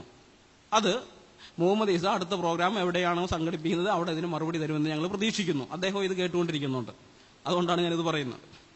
ഇനി സ്വലാത്തിനെ സംബന്ധിച്ച് ഞങ്ങളുടെ രണ്ടാമത്തെ ചോദ്യം, ശ്രീ മുഹമ്മദിനും കുടുംബത്തിനോ ഗുണവും സമാധാനവും അനുഗ്രഹവും ഒക്കെ കൊടുക്കുവാൻ അള്ളാഹുവിന് കഴിയുമായിരുന്നെങ്കിൽ അതങ്ങ് കൊടുത്താൽ പോരെ? എന്തിനാണ് വിശ്വാസികളോട് പ്രാർത്ഥന ചോദിക്കേണ്ട അവസ്ഥ വന്നത്? നമ്മുടെ കർത്താവ് അല്ലെങ്കിൽ അപ്പോസ്തലന്മാർ ആരെങ്കിലോ പറഞ്ഞിട്ടുണ്ടോ തനിക്ക് രക്ഷയും സമാധാനവും കിട്ടാൻ വേണ്ടി നിങ്ങൾ പ്രാർത്ഥിക്കണമെന്ന് പറഞ്ഞിട്ടുണ്ടോ? ഒരിടത്തുമില്ല, പറയേണ്ട കാര്യവുമില്ല. കാരണം നാം വിശ്വസിക്കുന്ന ദൈവം, നമ്മുടെ കർത്താവായിരിക്കുന്ന ദൈവം നമുക്ക് രക്ഷയും സമാധാനവും നൽകുവാൻ മതിയായ ദൈവമാണ്. അതിന് കഴിവുള്ള, അതിന് ശക്തനായിരിക്കുന്ന ദൈവമാണ് നമുക്കുള്ളത്. അപ്പൊ ഇവിടെ അള്ളാഹുവിന് അതിന് കഴിയുമായിരുന്നെങ്കിൽ, സ്വസ്ഥതയും സമാധാനവും ഗുണമൊക്കെ കൊടുക്കുവാൻ അള്ളാഹുവിന് കഴിയുമായിരുന്നെങ്കിൽ അള്ളാഹുവിന് അതങ്ങ് കൊടുത്താൽ പോരെ? എന്തിനാ ഇങ്ങനെ നിങ്ങളത് കിട്ടാൻ വേണ്ടി പ്രാർത്ഥിക്കുന്നു പറയേണ്ടി വന്നത്? അപ്പൊ ഈ സ്വലാത്ത് വായിച്ചപ്പോൾ ഞങ്ങൾക്ക് മനസ്സിലായ കാര്യം ഇതാണ്: മുഹമ്മദിനും കുടുംബത്തിനും സ്വസ്ഥതയും സമാധാനവും ഗുണമൊന്നും കൊടുക്കാനുള്ള കഴിവ് എനിക്കില്ല. അതുകൊണ്ട് ഞാൻ പ്രാർത്ഥിക്കുന്നു, എന്റെ മലക്കുകളും പ്രാർത്ഥിക്കുന്നു, മുസ്ലിങ്ങളെ നിങ്ങളും പ്രാർത്ഥിക്കുക, അദ്ദേഹത്തിന് കിട്ടിയെങ്കിലായി. ഇതാണ് ഞങ്ങൾക്ക് ഈ ഹദീസ്, ഈ ആയത്ത് വായിച്ചപ്പോൾ മനസ്സിലായത്. അപ്പൊ ഞങ്ങളുടെ ചോദ്യം എന്തുകൊണ്ട് അള്ളാഹുവിന് ഇത് കൊടുക്കാൻ കഴിഞ്ഞില്ല എന്നുള്ളതാണ്. ഇനി ഞങ്ങൾ സ്വലാത്തിനെ സംബന്ധിച്ച് മൂന്നാമത്തെ ഞങ്ങളുടെ ചോദ്യം എന്ന് പറയുന്നത്, ഇസ്ലാമിന്റെ പ്രവാചകനായ മുഹമ്മദ് തന്റെ 23 വർഷത്തെ പ്രവാചക ജീവിതത്തിൽ ഒരിക്കലും ഈ സമാധാനം കിട്ടിയിട്ടില്ല. അങ്ങനെ സമാധാനം കിട്ടിയെങ്കിൽ കിട്ടിയ കാര്യത്തിന് വേണ്ടി പ്രാർത്ഥിക്കാൻ പറയേണ്ട കാര്യമില്ലല്ലോ. ഇപ്പൊ നമ്മൾ ഒരു കാര്യം കിട്ടിക്കഴിഞ്ഞാൽ കിട്ടിയതിന് നന്ദി പറയുകയുള്ളൂ, അല്ലാതെ കിട്ടിയ കാര്യം പിന്നെയും കിട്ടാൻ വേണ്ടി പ്രാർത്ഥിക്കില്ല. അപ്പൊ അദ്ദേഹത്തിന് സമാധാനം കിട്ടണമേ എന്നും പറഞ്ഞ് ഇവർ പ്രാർത്ഥിക്കുക. 23 കൊല്ലത്തിനുള്ള അത് കിട്ടിയിട്ടില്ല, അതുകൊണ്ടാണല്ലോ പ്രാർത്ഥിക്കാൻ പറഞ്ഞിരിക്കുന്നത്. എന്തുകൊണ്ട് ഈ 23 കൊല്ലത്തിനുള്ളിൽ? വേറൊരു കാര്യം കൂടി പറയുന്നുണ്ട്, ഇബ്രാഹിം നബിക്ക് കൊടുത്തതുപോലെ, എന്ന് വെച്ചാൽ മുമ്പ് ഇബ്രാഹിം നബിക്ക് കൊടുത്തതാണ്, ഇബ്രാഹിം നബിക്ക് കൊടുത്തതുപോലെ തന്നെ മുഹമ്മദിന് കൊടുക്കണമെന്നാണ് പറയുന്നത്. ഇബ്രാഹിം നബിക്ക് കിട്ടി, പക്ഷെ മുഹമ്മദിന് കിട്ടിയിട്ടില്ല. അതെന്തുകൊണ്ടാ? അള്ളാഹുവിന് ഇബ്രാഹിമിന്റെ കാലത്ത് നല്ല ശക്തി ഉണ്ടായിരുന്നു, അതുകൊണ്ട് അതൊക്കെ കൊടുത്തു. മുഹമ്മദിന്റെ കാലമായപ്പോഴേക്ക് ശക്തിയൊക്കെ ക്ഷയിച്ചു പോയോ? അത് കൊടുക്കാൻ പറ്റാത്ത അവസ്ഥയായി പോയോ? അപ്പൊ എന്തുകൊണ്ട് 23 കൊല്ലത്തിനുള്ളിൽ അത് കിട്ടിയില്ല എന്നുള്ളതാണ് ഞങ്ങളുടെ ചോദ്യം. ഇനി 23 മാത്രമല്ല, അടുത്ത ചോദ്യത്തിലേക്ക് വരുമ്പോൾ 1400 കൊല്ലമായിട്ടും അത് കിട്ടിയിട്ടില്ല. അന്നത്തെ 23 കൊല്ലത്തിനുള്ളത് കിട്ടിയില്ല. അദ്ദേഹം 23 വർഷമാണ് പ്രവാചകൻ എന്ന് പറഞ്ഞു നടന്നത്. ഈ 1400 കൊല്ലമായിട്ടും മുസ്ലിങ്ങൾ ഇപ്പോഴും പ്രാർത്ഥിക്കുകയാണ് അദ്ദേഹത്തിന് സമാധാനം കിട്ടണമേ എന്ന് പറഞ്ഞുകൊണ്ട്. അദ്ദേഹത്തിന് സമാധാനം കിട്ടണം, അദ്ദേഹത്തിന്റെ കുടുംബാംഗങ്ങൾക്ക് സമാധാനം കിട്ടണം, അദ്ദേഹത്തിന്റെ സന്തതി പരമ്പരകൾക്ക് സമാധാനം കിട്ടണമേ എന്നൊക്കെ പറഞ്ഞുകൊണ്ട്. ഈ 1400 കൊല്ലമായിട്ടും കിട്ടിയിട്ടില്ല. എന്തുകൊണ്ടാണ് ഇത്ര വർഷമായിട്ട് അത് കൊടുക്കാൻ അള്ളാഹുവിന് പറ്റാത്തത്? പണ്ട് ഇബ്രാഹിം നബിക്ക് കൊടുത്തെന്നാണല്ലോ പറയുന്നത്. എന്തുകൊണ്ട് അദ്ദേഹത്തിന് കിട്ടിയില്ല, കൊടുക്കാൻ പറ്റിയിട്ടില്ല? ഇനി വേറെ ഇതിനേക്കാളൊക്കെ വലിയ രസമുണ്ട്. ഈ സ്വലാത്തുണ്ടല്ലോ, ഇത് നമ്മൾ ശരിയായിട്ട് പഠിച്ചു കഴിഞ്ഞാൽ ഇതൊരു വമ്പൻ പരാജയമാണ്. സ്വലാത്ത് എന്ന് പറയുന്ന ഒരു വലിയ ഫ്ലോപ്പാണെന്ന് നമുക്ക് മനസ്സിലാക്കാനായിട്ട് പറ്റും. കാരണം ഇദ്ദേഹത്തിന് ശ്രീ മുഹമ്മദിന് സമാധാനം കിട്ടിയോ എന്ന് ചോദിച്ചാൽ അദ്ദേഹത്തിന് സമാധാനം കിട്ടിയിട്ടില്ല. അദ്ദേഹത്തിന് സമാധാനം കിട്ടിയിട്ടേ ഇല്ല. നാം വായിക്കുന്നത്, ഹദീസുകളിൽ വായിക്കുന്നുണ്ട്, സഹീഹ് ബുഖാരി വോളിയം 5 ബുക്ക് 59 ഹദീസ് നമ്പർ 713 നാം വായിക്കുന്നത്, ഒരു യഹൂദ സ്ത്രീ കൊടുത്ത വിഷത്തിന്റെ ഫലമായിട്ടാണ് അദ്ദേഹം മരിച്ചതെന്നാണ്. ഒരു യഹൂദ സ്ത്രീ കൊടുത്ത വിഷത്തിന്റെ ഫലമായിട്ട് മുഹമ്മദ് മരിച്ചു എന്നാണ് അവിടെ പറഞ്ഞിട്ട്. അദ്ദേഹം പറയുന്നുണ്ട്, മരിക്കാൻ കിടക്കുന്ന സമയത്ത് ഗൈബർ എന്ന് പറയുന്ന ഒരു പ്രദേശം ഇവർ ആക്രമിച്ച് കീഴടക്കിയ സമയത്ത്, മരിക്കുന്നതിന് 3 വർഷം മുമ്പാണ് ഗൈബർ ആക്രമിച്ച് കീഴടക്കിയപ്പോൾ, ഗൈബർ എന്ന് പറയുന്നത് യഹൂദ സെറ്റിൽമെന്റ് ആണ്. ഈ മദീന എന്നൊക്കെ പറയുന്നത് യഹൂദന്മാരുടെ പട്ടണമായിരുന്നു. അവിടെ നിന്ന് അവരെയൊക്കെ ഓടിപ്പിച്ച് ഇവർ പിടിച്ചെടുത്തതാണ്. അപ്പൊ ഈ ഗൈബർ ഒരു യഹൂദ സെറ്റിൽമെന്റ് ആണ്. അവർ ആക്രമിച്ച് കീഴടക്കി കഴിഞ്ഞപ്പോൾ അവിടെയുള്ള ഒരു യഹൂദ സ്ത്രീ ചോദിച്ചു, ഇദ്ദേഹത്തിന് ഇഷ്ടപ്പെട്ട ഭക്ഷണം എന്താണ്, ഏതാണ് ഇദ്ദേഹം കൂടുതലായിട്ട് കഴിക്കുന്ന ഇറച്ചി എന്ന് ചോദിച്ചപ്പോൾ ആട്ടിറച്ചിയാണ്. ഉടനെ ആ സ്ത്രീ ഒരു ആടിനെ കൊന്ന് പാചകം ചെയ്ത് ആടിന്റെ തുടയിൽ വിഷം നന്നായിട്ട് തേച്ച് പിടിപ്പിച്ചിട്ട് ഇദ്ദേഹത്തിന് കൊണ്ട് കൊടുത്തു. ഇദ്ദേഹത്തിന് മാത്രമല്ല, കൂടുതലുള്ള എല്ലാവർക്കായിട്ട് കൊടുത്തു. അത് കഴിച്ചതിൽ രണ്ടുപേരപ്പം തന്നെ, ഒരാളപ്പം തന്നെ മരിച്ചുപോയി, ഒരാൾക്ക് വിഷത്തിന്റെ ഇത് ബാധിച്ചു, പിന്നീടാണ് മരിക്കുന്നത്. പക്ഷെ മുഹമ്മദ് 3 കൊല്ലം കഴിഞ്ഞിട്ടാണ് മരിക്കുന്നത്. 3 കൊല്ലം കഴിഞ്ഞിട്ട് ആ മരിക്കുന്ന സമയത്ത് അദ്ദേഹം പറയുന്നുണ്ട്, അന്ന് ഗൈബറിൽ വെച്ച് കഴിച്ച ആ വിഷത്തിന്റെ ശക്തി അതെന്നെ ഇപ്പോഴും, ആ വിഷത്തിന്റെ ഇത് എന്നെ ഇപ്പോഴും ബുദ്ധിമുട്ടിക്കുന്നു, എനിക്കതിന്റെ വേദന അനുഭവപ്പെടുന്നു. അദ്ദേഹം പറഞ്ഞത്, ജീവനാടി മുറിഞ്ഞു പോകുന്നത് പോലെയുള്ള വേദന ഞാൻ അനുഭവിക്കുന്നു എന്നാണ് പറഞ്ഞത്. ഇത് നമ്മുടെ മലയാളത്തിലേക്കുള്ള തർജ്ജമയിൽ ഇത് കാണില്ല. ഈ അവസാനത്തെ വരി, ജീവനാടി മുറിഞ്ഞു പോകുന്നത് പോലെയുള്ള വേദന ഞാൻ അനുഭവിക്കുന്നു എന്ന് പറയുന്ന അവസാനത്തെ വരി മലയാളത്തിലില്ല. എൻ്റെ ഞാൻ കൊണ്ടുവന്നിട്ടുണ്ട്. ഇത് സി എൻ അഹമ്മദ് മൗലവിയുടെ തർജ്ജമയാണ്. അതിൻ്റെ അകത്ത് ഈ അവസാനത്തെ വരിയില്ല. അതെന്തുകൊണ്ടാണ് കാരണം എന്ന് വെച്ചാൽ, ഖുറാനിൽ സൂറ 69 44 മുതൽ 47 വരെയുള്ള ഭാഗത്ത് പറയുന്നത്, മുഹമ്മദ് എന്റെ പേരിൽ വല്ല കള്ളവും കെട്ടിച്ചമച്ച് പറയുന്നവനാണെങ്കിൽ നാം അവനെ വലത് കൈ കൊണ്ട് പിടിച്ച് അവന്റെ ജീവനാടി മുറിച്ച് അവനെ കൊന്നുകളയുന്ന. മുഹമ്മദ് എന്റെ പേരിൽ കള്ളമാണ് പറയുന്നതെങ്കിൽ നാം അവനെ വലത് കൈ കൊണ്ട് പിടിച്ച് അവന്റെ ജീവനാടി മുറിച്ച് അവനെ കൊന്നുകളയും. അതായത് ഇദ്ദേഹം കള്ളപ്രവാചകനാണെങ്കിൽ ഞാൻ ജീവനാടി മുറിച്ച് അവനെ കൊന്നുകളയും എന്നാണ് പറഞ്ഞത്. ഹദീസിലേക്ക് വരുമ്പോൾ മരണസമയത്ത് അദ്ദേഹം നിലവിളിക്കുകയാണ്, ജീവനാടി മുറിഞ്ഞു പോകുന്ന വേദന ഞാൻ അനുഭവിക്കുന്നു എന്ന്. ഇത് രണ്ടും ചേർത്ത് ചിന്തിച്ച ആൾക്കാർക്ക് മനസ്സിലാവും ഇദ്ദേഹം ഏത് തരത്തിൽപ്പെട്ട പ്രവാചകനാണെന്ന്. അതുകൊണ്ട് മലയാളത്തിലേക്ക് തർജ്ജമ ചെയ്തവർ ആ അവസാനത്തെ വരി അങ്ങ് കട്ട് ചെയ്ത് കളഞ്ഞു. ഏതായാലും ഇങ്ങനെ അദ്ദേഹത്തിന് സമാധാനം ലഭിച്ചില്ല, അദ്ദേഹത്തിന് ഗുണവും ലഭിച്ചില്ല. അദ്ദേഹം ഒരു യഹൂദ സ്ത്രീ കൊടുത്ത വിഷത്തിന്റെ അനന്തരഫലമായിട്ട് മരിക്കേണ്ടതായിട്ട് വന്നു. ഇനി ഇദ്ദേഹം മരിക്കുന്നതിന് ചില ദിവസങ്ങൾക്ക് മുൻപ് മലക്ക് വന്ന് വേറൊരു ആയത്ത്, ഒരു വചനം പറഞ്ഞു കൊടുത്തിരുന്നു. അതിങ്ങനെയാണ്, സൂറ 33:6 ഇങ്ങനെയാണ് പറയുന്നത്, മുഹമ്മദിന്റെ ഭാര്യമാർ നിങ്ങളുടെ മാതാക്കളാകുന്നു. മുഹമ്മദിന്റെ ഭാര്യമാരെന്ന് പറയുന്നത് വിശ്വാസികളുടെ, മുസ്ലിങ്ങളുടെ അമ്മയുടെ സ്ഥാനത്താണ്, മാതാക്കളാകുന്നു എന്ന് പറഞ്ഞു. അപ്പൊ ഇദ്ദേഹം മരിച്ചു, അവർ വിധവയായി തീർന്നു. വിധവയായി കഴിഞ്ഞപ്പോൾ പിന്നെ അമ്മയുടെ സ്ഥാനത്തായിരിക്കുന്നത്, വിവാഹം കഴിക്കാൻ പറ്റില്ല, അവർ വിധവകളായിട്ട് തന്നെ ജീവിക്കേണ്ടതായിട്ട് വന്നു. കുറച്ചു കാലമൊന്നുമല്ല. ശ്രീ മുഹമ്മദ് മരിക്കുന്ന സമയത്ത് ആയിഷയുടെ പ്രായം 17 63-ാമത്തെ വയസ്സിലാണ് അദ്ദേഹം മരിക്കുന്നത്. ആ സമയത്ത് ഇവരുടെ പ്രായം 17. പിന്നെ വേറെ സൊഫിയ എന്ന് പറയുന്ന അവർക്ക് 20 വയസ്സേ ഉള്ളൂ. അങ്ങനെ ബാക്കി ഭാര്യമാരെയൊക്കെ എടുത്തു കഴിഞ്ഞാൽ ഒരു 24-25 താഴെ നിൽക്കുന്നവരാണ്. അവരെല്ലാം പിന്നീട് ശേഷിച്ച കാലം മുഴുവൻ വിധവകളായി ജീവിക്കേണ്ടി വന്നു. അപ്പൊ സ്വലാത്തി പറഞ്ഞ രണ്ടാമത്തെ കാര്യവും പരാജയമായി. എന്താണ്? മുഹമ്മദിന്റെ ഭാര്യമാർക്ക് നീ ഗുണം ചെയ്തു കൊടുക്കണമേ എന്ന് ഇവർ പ്രാർത്ഥിക്കുന്നത്. അത് നടന്നിട്ടില്ല, അവർക്കതിന്റെ ഗുണം കിട്ടിയില്ല. ഇനി സന്തതികളുടെ കാര്യം നോക്കാം. സന്തതികളുടെ കാര്യം, അദ്ദേഹത്തിന് ആൺമക്കളൊന്നും ഉണ്ടായിരുന്നില്ല. ഇബ്രാഹിം എന്ന് പറഞ്ഞൊരു മകൻ ഉണ്ടായിരുന്നു, പക്ഷെ വളരെ ശൈശവ പ്രായത്തിൽ തന്നെ അവൻ മരിച്ചുപോയി. പിന്നെ ഉണ്ടായിരുന്നൊക്കെ പെൺകുട്ടികളാണ്. ഈ പെൺകുട്ടികളിൽ ഫാത്തിമ എന്ന് പറയുന്ന ഒരു മകൾ ഒഴികെ ബാക്കിയുള്ള എല്ലാ പെൺമക്കളും അദ്ദേഹത്തിന്റെ ജീവിതകാലത്ത് തന്നെ മരിച്ചുപോയി. ഫാത്തിമ മാത്രമേ അദ്ദേഹത്തിന്റെ അവസാന കാലത്ത് ജീവനോടെ ഉണ്ടായിരുന്ന ഒരേ ഒരു മകള്. അപ്പോൾ ശ്രീ മുഹമ്മദ് തന്റെ കുടുംബമായിട്ട് പരിഗണിച്ചിരുന്നത് ഈ ഫാത്തിമയെയും അവരുടെ ഭർത്താവ് അലി എന്ന് പറയുന്ന ആളെയും അവരുടെ 2 മക്കൾ ഹസനും ഹുസൈൻ എന്ന് പറയുന്ന 2 മക്കളുമാണ്. ഇവരെയാണ് തന്റെ കുടുംബമായിട്ട് അദ്ദേഹം പരിഗണിക്കുന്നത്. അതൊരു ഹദീസിലുണ്ട് അങ്ങനെ. ഇതാ എന്റെ കുടുംബം എന്ന് പറഞ്ഞിട്ട് ഈ അലിയെയും ഫാത്തിമയെയും ഹസനെയും ഹുസൈനെയും അടുപ്പിച്ചെടുത്തിട്ട് പറഞ്ഞാൽ ഇതാ ഇവരാണ് എന്റെ കുടുംബം എന്ന് പറയുന്നുണ്ട്. ഈ ഫാത്തിമ ശ്രീ മുഹമ്മദ് മരിച്ച് 6 മാസം കഴിഞ്ഞപ്പോൾ ഈ ഫാത്തിമയും കൊല്ലപ്പെടുകയാണ് ഉണ്ടായത്. കൊന്നത് വേറെ ആരുമല്ല, മുസ്ലിങ്ങൾ തന്നെയാണ്.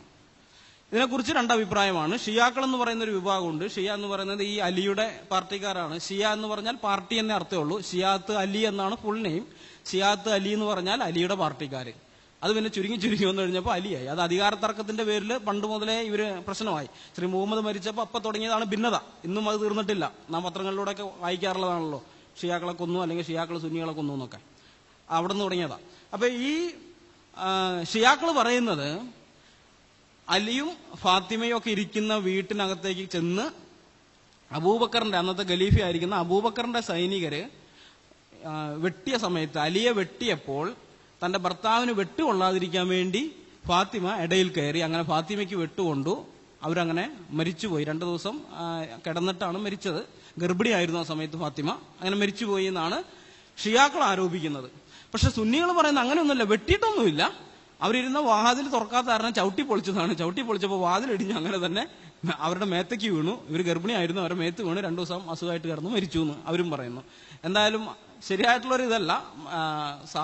ആയുസ്സെത്തി സമാധാനത്തോടെയുള്ള മരണമായിരുന്നില്ല. അപ്പൊ സന്തതികളുടെ കാര്യത്തിൽ അതങ്ങനെ. ഇനി സന്തതികളുടെ സന്തതി ബാക്കി നോക്കിയാൽ, കുടുംബമെന്ന് അദ്ദേഹം പറഞ്ഞത് ഇവരെയാണ്. ആ കുടുംബമൊക്കെ എടുത്ത് നോക്കിയാൽ അലിയെ കൊന്നത് മുസ്ലിങ്ങളാണ്. അലി 4ാമത്തെ ഖലീഫയാണ്. ഖലീഫയായിരിക്കുന്ന സമയത്താണ് അദ്ദേഹത്തെ കൊല്ലുന്നത്. അധികാര തർക്കമാണ് കാരണം. അത് കഴിഞ്ഞു 2 മക്കളുണ്ട്, ഹസനും ഹുസൈനും. ഹസന് അന്നത്തെ ഖലീഫയായിരിക്കുന്ന മുവാവിയ എന്ന് പറയുന്ന വ്യക്തി, ഈ ഹസന് കുറെ ഭാര്യമാരുണ്ടായിരുന്നു. ചില ഹദീസുകൾ പ്രകാരം 72 ഭാര്യമാർ ഹസൻ ഉണ്ടായിരുന്നു എന്നാണ് പറയുന്നത്. ഏതായാലും ഒരു ഭാര്യയെ വശീകരിച്ചിട്ട് മുവാവിയ എന്ന് പറയുന്ന ഖലീഫ ഒരു ഭാര്യയെ സ്വാധീനിച്ച് അവരെ കൊണ്ട് ഹസന് വിഷം കൊടുത്തു കൊന്നു, സ്ലോ പോയിസൺ കൊടുത്തു കൊന്നു എന്നാണ് ഷിയാക്കളുടെ ഹദീസുകളിലുള്ളത്. എന്നാൽ സുന്നികൾ പറയുന്ന അങ്ങനെയല്ല, അദ്ദേഹം രോഗം ബാധിച്ചു മരിച്ചു എന്നാണ്. ഏതായാലും അതും ആയുസെത്താതെയുള്ള മരണമായിരുന്നു. അത് കഴിഞ്ഞ് ഹുസൈൻ, വേറൊരു മകൻ. ഹുസൈന്റെ കാര്യമാണ് ഏറ്റവും ദയനീയമായത്. മുവാവിയ എന്ന് പറയുന്ന ആള് മരിച്ചു കഴിഞ്ഞപ്പോൾ അദ്ദേഹത്തിന്റെ മകൻ യാസീദ് ഇബ്നു മുവാവിയ ഖലീഫയായി. യാസീദിനെ ഖലീഫയായിട്ട് ഹുസൈൻ അംഗീകരിച്ചില്ല. ഹുസൈൻ മാത്രമല്ല വേറെ ചിലരും അംഗീകരിച്ചില്ല. അവരുടെയൊക്കെ കഴുത്തിൽ കത്തി വെച്ച് കഴിഞ്ഞപ്പോൾ ബാക്കിയുള്ളവരൊക്കെ സമ്മതിച്ചു. ഇദ്ദേഹവും ആ സമയത്ത് സമ്മതിച്ച് ഖലീഫ ആയി കഴിഞ്ഞതിന് ശേഷം പുള്ളി റിബലായി, അംഗീകരിക്കില്ല എന്ന് പറഞ്ഞു.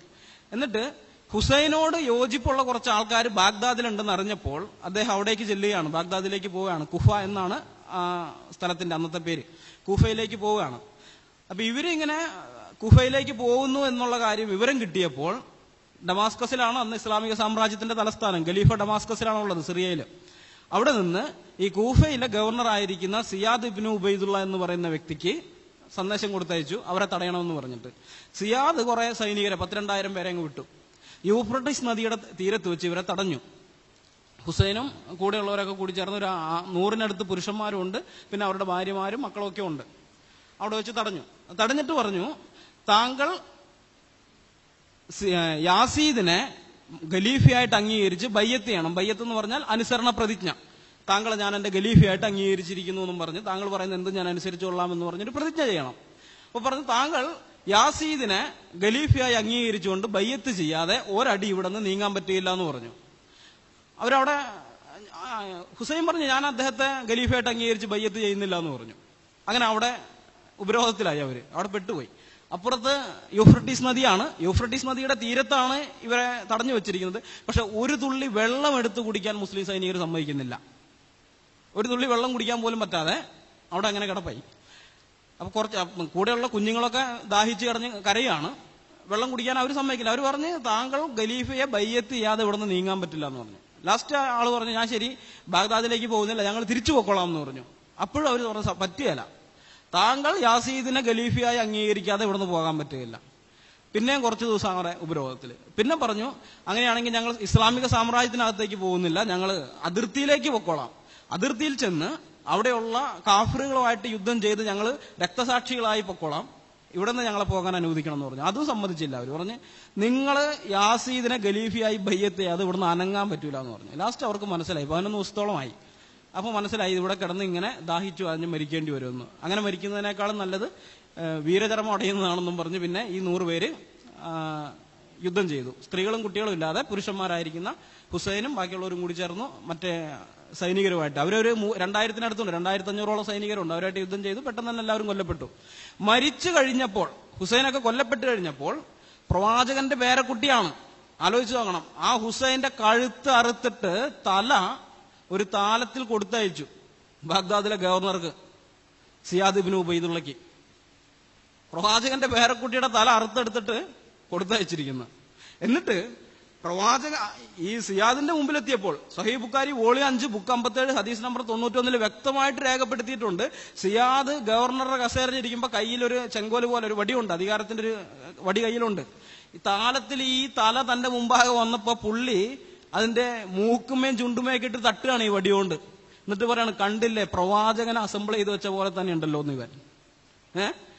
ഇത് ഹദീസിലുള്ളതാ, ഇവരുടെ ചരിത്രത്തിലുള്ളതാ, ഇവരുടെ പ്രവാചകന്റെ പേരക്കുട്ടിയോട് കാണിച്ചതാ. അപ്പൊ ചുരുക്കി പറഞ്ഞു കഴിഞ്ഞാൽ സന്തതി പരമ്പരകൾക്കും അനുഗ്രഹം കിട്ടിയില്ല അള്ളാഹുവിൽ നിന്ന്. ഇവർ പ്രാർത്ഥിക്കുന്നു, ഇപ്പോഴും പ്രാർത്ഥിച്ചുകൊണ്ടിരിക്കുക, ഇപ്പോഴും പ്രാർത്ഥിക്കുകയാണ്, മുഹമ്മദ് നബിക്ക് നീ ഗുണം ചെയ്യണമേ, അദ്ദേഹത്തിന്റെ ഭാര്യമാർക്ക് ഗുണം ചെയ്യണമേ, അദ്ദേഹത്തിന്റെ സന്തതികൾക്ക് ഗുണം ചെയ്യണമേ എന്ന്. പക്ഷെ ചരിത്രം ഒന്ന് പരിശോധിച്ചാൽ ഇവർക്ക് തന്നെ മനസ്സിലാക്കാൻ പറ്റാവുന്നേ ഉള്ളൂ, ഈ ഗുണമൊന്നും കിട്ടിയിട്ടില്ല, ഈ പ്രാർത്ഥന മുഴുവൻ വെറുതെയാണ്. അത് മനസ്സിലാക്കാൻ ഇവർക്ക് ഇതുവരെ പറ്റിയിട്ടില്ല. ഇനി ഒരു കാര്യം കൂടി ഞാൻ ചോദിക്കട്ടെ, എന്നെ കേട്ടുകൊണ്ടിരിക്കുന്ന മുസ്ലിം സുഹൃത്തുക്കളെ, 1400 കൊല്ലമായിട്ട് നിങ്ങളുടെ പ്രവാചകന് കിട്ടാത്ത സമാധാനം, 1400 കൊല്ലമായിട്ട് നിങ്ങളുടെ പ്രവാചകനോ അദ്ദേഹത്തിന്റെ കുടുംബാംഗങ്ങൾക്കോ ഒന്നും കിട്ടാത്ത സമാധാനം എനിക്ക് കിട്ടിയെന്ന് പറയാൻ ഏതെങ്കിലും മുസ്ലിമിന് കഴിയുമോ? ലോകത്ത് ഏതെങ്കിലും മുസ്ലിമിന് പറ്റുമോ? ഇവർ പറയും ഞങ്ങൾ സമാധാനത്തിന്റെ മതമാണെന്ന് പറയും, പക്ഷെ സമാധാനം എന്ന് പറയുന്ന സാധനം അവരുടെ കയ്യിലില്ല, അതില്ല. ഇവർക്ക് ഒരിക്കലും, ഇപ്പൊ നമുക്ക് പറയാം രക്ഷിക്കപ്പെട്ട സമയത്ത് നമുക്കൊരു ദൈവ സമാധാനം കിട്ടിയിട്ടുണ്ട്, നമ്മൾ ആ സമാധാനം അനുഭവിക്കുന്നവരാ. കർത്താവായ യേശുക്രിസ്തുവിനെ വിളിച്ചപേക്ഷിച്ച നിമിഷം തന്നെ നമുക്ക് കിട്ടിയൊരു സമാധാനമുണ്ട്. പക്ഷെ ഇവർക്കാർക്കും അത് പറയാൻ പറ്റില്ല. പറയാൻ ആരെങ്കിലും തയ്യാറായിട്ട് വരികയാണെങ്കിൽ അവരോട് ചോദിക്കണം, 1400 കൊല്ലമായിട്ട് നിങ്ങളുടെ പ്രവാചകന് കിട്ടാത്ത സമാധാനം നിങ്ങൾക്ക് കിട്ടിയെന്ന് പറയുന്നത് ഏത് പ്രമാണത്തിന്റെ അടിസ്ഥാനത്തിലാണെന്ന് ചോദിക്കണം. ഏത് പ്രമാണത്തിന്റെ അടിസ്ഥാനത്തിലാ? ഇവർ നമ്മളെ വിളിക്കുന്നു, ഇസ്ലാമിലേക്ക് ക്ഷണിക്കാൻ വേണ്ടിയാണ് ഇവിടെ മുസ്ലിങ്ങൾ ആദരിക്കുന്ന യേശു എന്നും പറഞ്ഞ് പരിപാടി സംഘടിപ്പിക്കുന്നത്. നമ്മളെ ക്ഷണിക്കുകയാണ് ഇസ്ലാമിലേക്ക്. എന്തിലേക്ക്? അവരുടെ പ്രവാചകന് പോലും സമാധാനം കിട്ടാത്ത ഒരു വ്യവസ്ഥയിലേക്കാണ് ക്ഷണിക്കുന്നത്. സമാധാനം അനുഭവിച്ചുകൊണ്ടിരിക്കുന്ന നമ്മളെ അസമാധാനത്തിലേക്കാണ് ഇവര് ക്ഷണിക്കുന്നത്. ഇനി സ്വലാത്തിന്റെ കാര്യം വേറെ ഉണ്ട്, തീർന്നിട്ടില്ല. സാധാരണക്കാരായ ആൾക്കാരുടെ പേരിലും അള്ളാഹു സ്വലാത്ത് ചൊല്ലുന്നുണ്ട്. ഞാൻ ഒരു ഹദീസ് വായിക്കാം. സ്വഹീഹ് മുസ്ലിം വാല്യം 1 ഭാഗം 4 ഹദീസ് നമ്പർ 70 അബൂ ഹുറൈറ നിവേദനം, നബി പറഞ്ഞു, ആരെങ്കിലും എന്റെ പേരിൽ ഒരു സ്വലാത്ത് ചൊല്ലിയാൽ അള്ളാഹു അവന്റെ പേരിൽ 10 പ്രാവശ്യം സ്വലാത്ത് ചൊല്ലും. നബിക്ക് സമാധാനം കിട്ടണമേ എന്നും പറഞ്ഞ് ആരെങ്കിലും ഒരാൾ ഒരു പ്രാവശ്യം സ്വലാത്ത് ചൊല്ലിയാൽ അവന്റെ പേരിൽ അള്ളാഹു 10 പ്രാവശ്യം സ്വലാത്ത് ചൊല്ലും. ഇത് ഇവരുടെ സ്വഹീഹ് എന്ന് പറഞ്ഞു കഴിഞ്ഞാൽ ആധികാരികമാണ്, തള്ളിക്കളയാൻ പറ്റുന്ന ഹദീസല്ല ഇത്, ആധികാരികമായ ഹദീസ്, അതിനകത്തുള്ളതാ. ആലോചിച്ച് നോക്കണം, ഈ ലോകത്ത് കോടാനുകോടി മുസ്ലിങ്ങളുണ്ട്. 1 കോടി മുസ്ലിങ്ങൾ ഒരു പ്രാവശ്യം സ്വലാത്ത് ചൊല്ലിയാൽ അള്ളാഹു 10 കോടി സ്വലാത്ത് തിരിച്ചു കൊല്ലണം. ആലോചിച്ച് നോക്ക്. മുസ്ലിങ്ങളെല്ലാം നബിക്ക് സമാധാനം കിട്ടാൻ വേണ്ടി പ്രാർത്ഥിക്കുന്നു, അള്ളാഹുവിനോട് പ്രാർത്ഥിക്കുന്നു. അള്ളാഹു ആണെങ്കിൽ ഇവർക്കും നബിക്കും ഒക്കെ സമാധാനം കിട്ടാൻ വേണ്ടി പ്രാർത്ഥിക്കുന്നു. ഇതാണ് ഇവരുടെ പ്രമാണങ്ങൾ പരിശോധിച്ചാൽ കാണാൻ പറ്റുന്നത്. ഏതായാലും ഇദ്ദേഹത്തിന് സമാധാനം കിട്ടിയിട്ടില്ല, ശ്രീ മുഹമ്മദിന് സമാധാനം എന്ന് പറയുന്ന സംഗതി കിട്ടിയിട്ടേ ഇല്ല. അക്കാര്യത്തിൽ ഒരു സംശയം ഒരാൾക്കും വേണ്ട. ഞങ്ങൾ ഈ വിഷയത്തെ സംബന്ധിച്ച് ധാരാളം സംവാദത്തിന് വേണ്ടി വാട്സാപ്പിലും ഫേസ്ബുക്കിലൊക്കെ ഞങ്ങൾ പലവട്ടം ചലഞ്ച് ചെയ്തിട്ടുള്ളതാണ്. ഇതുവരെ ആ ചലഞ്ച് ഏറ്റെടുത്ത് ഞങ്ങളുമായി സംവാദത്തിന് ആരും തയ്യാറായി വന്നിട്ടില്ല.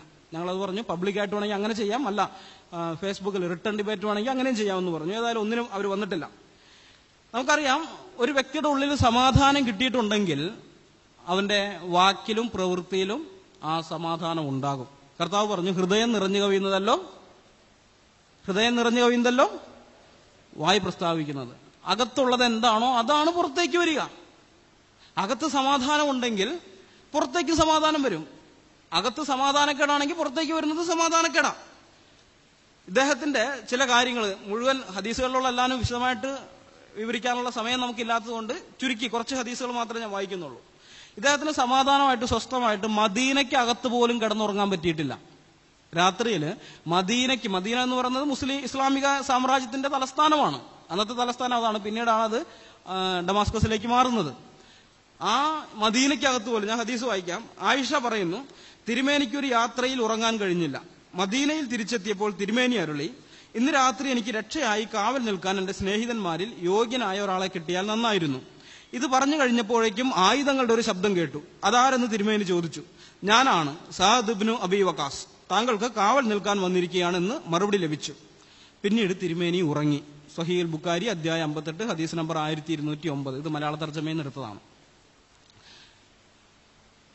ഈ മദീനയിൽ, ഇസ്ലാമിക രാജ്യത്തിന്റെ തലസ്ഥാനമായ മദീനയിൽ രാത്രി ആയുധമേന്തിയ കാവൽക്കാരുടെ സാന്നിധ്യമില്ലാതെ ഉറങ്ങാൻ പോലും പറ്റാത്ത അവസ്ഥയിൽ അദ്ദേഹം എത്തിയെന്ന് പറയുമ്പോൾ ആ സമാധാനക്കേട് എങ്ങനെയുള്ളതാണെന്ന് നമുക്ക് മനസ്സിലാക്കാനായിട്ട് പറ്റും.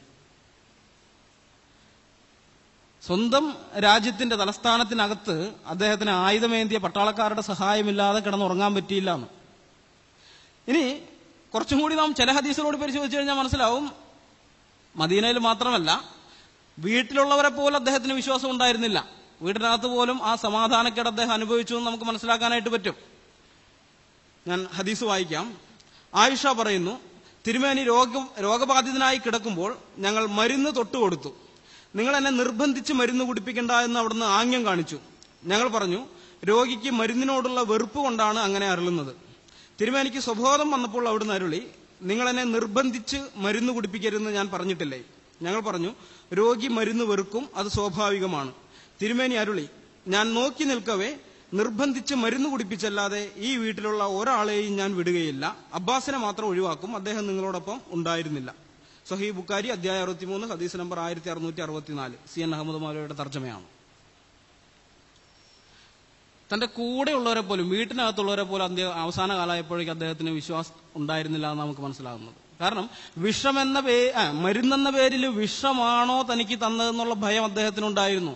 അതുകൊണ്ടാണ് പറഞ്ഞത്, എന്റെ വായിൽ ഒഴിച്ചു തന്ന മരുന്ന് നിങ്ങളുടെ ഒക്കെ വായിൽ ഞാൻ ഒഴിപ്പിക്കും. പിന്നെ അബ്ബാസ് അവിടെ ഉണ്ടായിരുന്നില്ലാത്തതുകൊണ്ട് അബ്ബാസിനെ ഒഴിവാക്കും. കാരണം ഇതെങ്ങാനും വിഷമാണെങ്കിൽ അബ്ബാസ് വെറുതെ തട്ടിപ്പോണ്ടല്ലോ എന്ന് വെച്ചിട്ടാ. സ്വന്തം ഭാര്യമാരും അനുയായികളുമാണ് ഈ മരുന്ന് ഒഴിപ്പിച്ചു കൊടുത്തതെന്ന് ഓർക്കണം. അപ്പോഴാണ് അദ്ദേഹം പറയുന്നത്, നിർബന്ധിച്ച് നിങ്ങൾ എന്റെ വായിൽ മരുന്ന് ഒഴിച്ചു തന്നു, അതുകൊണ്ട് പകരം ഞാനും അതുപോലെ തന്നെ നിങ്ങൾ ഒഴിപ്പിക്കും.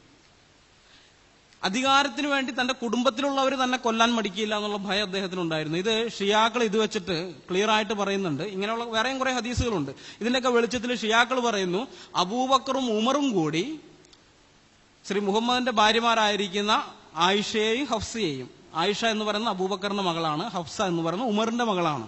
അപ്പൊ തന്റെ മക്കളെ, ഈ രണ്ടുപേരും അവരവരുടെ മക്കളെ കൊണ്ട് വിഷം കൊടുത്താണ് മുഹമ്മദിനെ കൊന്നതെന്ന് ഷിയാക്കൾ ആരോപിക്കുന്നു.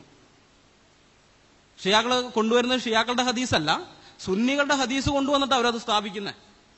സുന്നികളുടെ ഹദീസ് കൊണ്ടുവന്നിട്ട് അവർ സ്ഥാപിക്കുന്നുണ്ട്. നിങ്ങൾ നെറ്റിലൊക്കെ പരിധി ഇഷ്ടം പോലെ കിട്ടും. യൂട്യൂബിലൊരു വീഡിയോ ഉണ്ട്, ഹൂ കിൽഡ് മുഹമ്മദ് എന്നും പറഞ്ഞിട്ട്. അതിന്റെ മലയാളം നമ്മൾ ഇറക്കിയിട്ടുണ്ട് അല്ലേ? ഫാദർ ജോൺസൺ ഇറക്കിയിട്ടുള്ളതാണ് അത്, തേക്കടയിലച്ചൻ. അപ്പോ ഹൂ കിൽഡ് മുഹമ്മദ്, അത് നിങ്ങൾ കാണണം, നല്ല രസമാണ്. ഇസ്ലാമിക പ്രമാണരേഖകൾ, സുന്നികളുടെ പ്രമാണരേഖകൾ മാത്രം വെച്ചിട്ടാണ് അവരത് തെളിയിക്കുന്നത്. ഇനി അദ്ദേഹത്തിന്റെ മരണസമയത്തുള്ള അവസ്ഥ നമുക്ക് നോക്കണം.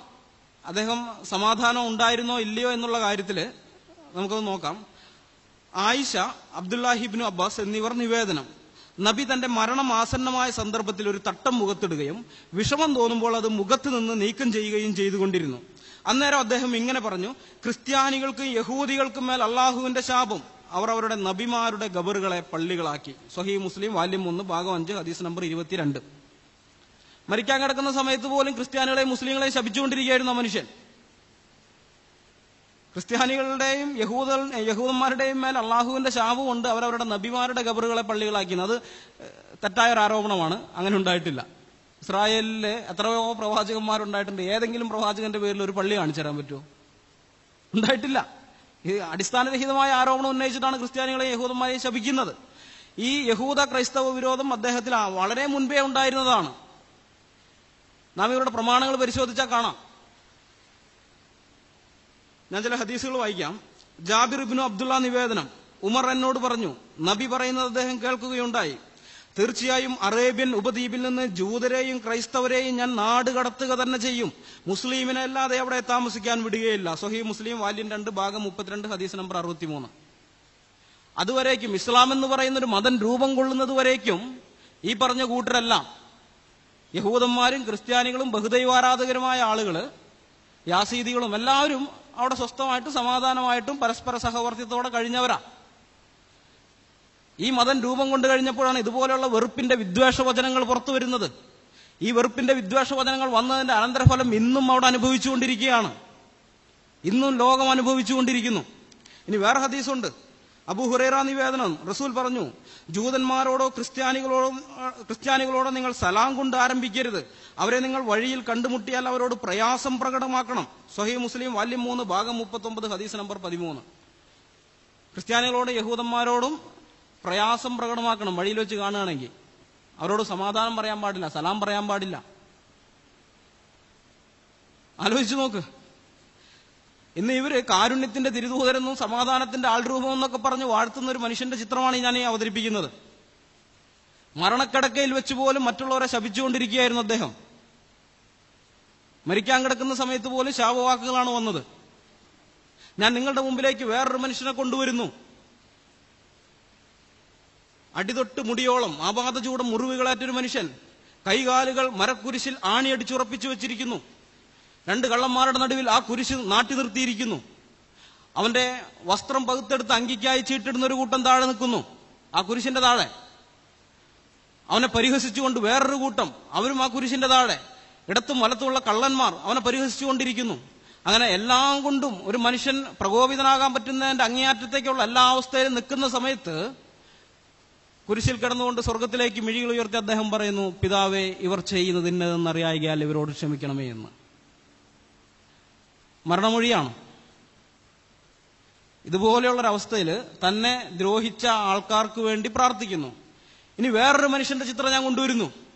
യെരുശലേമിന്റെ ജനനിബിഡമായ തെരുവീതികളിൽ ദൈവദൂതന്റെ മുഖം പോലെ ശോഭയുള്ള മുഖത്തോടുകൂടെ നിൽക്കുന്നൊരുവൻ. ജനക്കൂട്ടം അവന്റെ ചുറ്റും കോപാക്രാന്തരായിട്ട് അലറിപ്പാഞ്ഞു വരികയാണ്. അവർ കരിങ്കല്ലുകൾ, കൂർത്തുമൂർത്ത കരിങ്കല്ലുകൾ എടുത്തെറിയുന്നു അവനെ. ഒരു ചെറുവിരൽ കൊണ്ടുപോലും ആ കരിങ്കല്ലിനെ ഒന്നും തടയാൻ ശ്രമിക്കാതെ, ഈ കരിങ്കൽ ചീളുകളെ തടയാൻ ശ്രമിക്കാതെ സ്വർഗത്തിലേക്ക് കരങ്ങൾ ഉയർത്തി അവൻ പറയുന്നു, കർത്താവായ യേശുവേ, ഇവരുടെ പാപം, ഈ പാപം ഇവരുടെ മേൽ നിർത്തരുതേ എന്ന്, ഈ പാപം ഇവരുടെ മേൽ കണക്കിടരുതേ എന്ന്. ആ മനുഷ്യന്റെ പേര് സ്തെഫാനോസ് എന്നാണ്. ക്രൈസ്തവ സഭയുടെ ചരിത്രത്തിലെ ആദ്യത്തെ രക്തസാക്ഷി. അപ്പോസ്തല പ്രവൃത്തി 7-ാം അധ്യായത്തിൽ നിങ്ങൾക്കത് വായിക്കാം. 3 മനുഷ്യരുടെ മരണമൊഴികളാണ് ഞാൻ നിങ്ങളുടെ മുമ്പാകെ പരിചയപ്പെടുത്തിയത്. സമാധാനത്തിന്റെ ദാതാവായ യേശു ക്രിസ്തുവും ആ യേശു ക്രിസ്തുവിൽ നിന്ന് സമാധാനം ലഭിച്ച സ്തെഫാനോസും മരണസമയത്ത് ശത്രുക്കൾക്ക് വേണ്ടി തങ്ങളെ കൊല്ലുന്നവർക്ക് വേണ്ടി പ്രാർത്ഥിച്ചപ്പോൾ ഒരു ദ്രോഹവും ചെയ്യാത്ത ഈ ക്രിസ്ത്യാനികൾക്ക് യഹൂദന്മാർക്കും വേണ്ടി അവർക്കെതിരായിട്ട് ശപിച്ചുകൊണ്ടാണ് അദ്ദേഹം മരിച്ചത്. നേരത്തെ പറഞ്ഞു, ഹൃദയത്തിലുള്ളതേ പുറത്തു വരികയുള്ളൂ.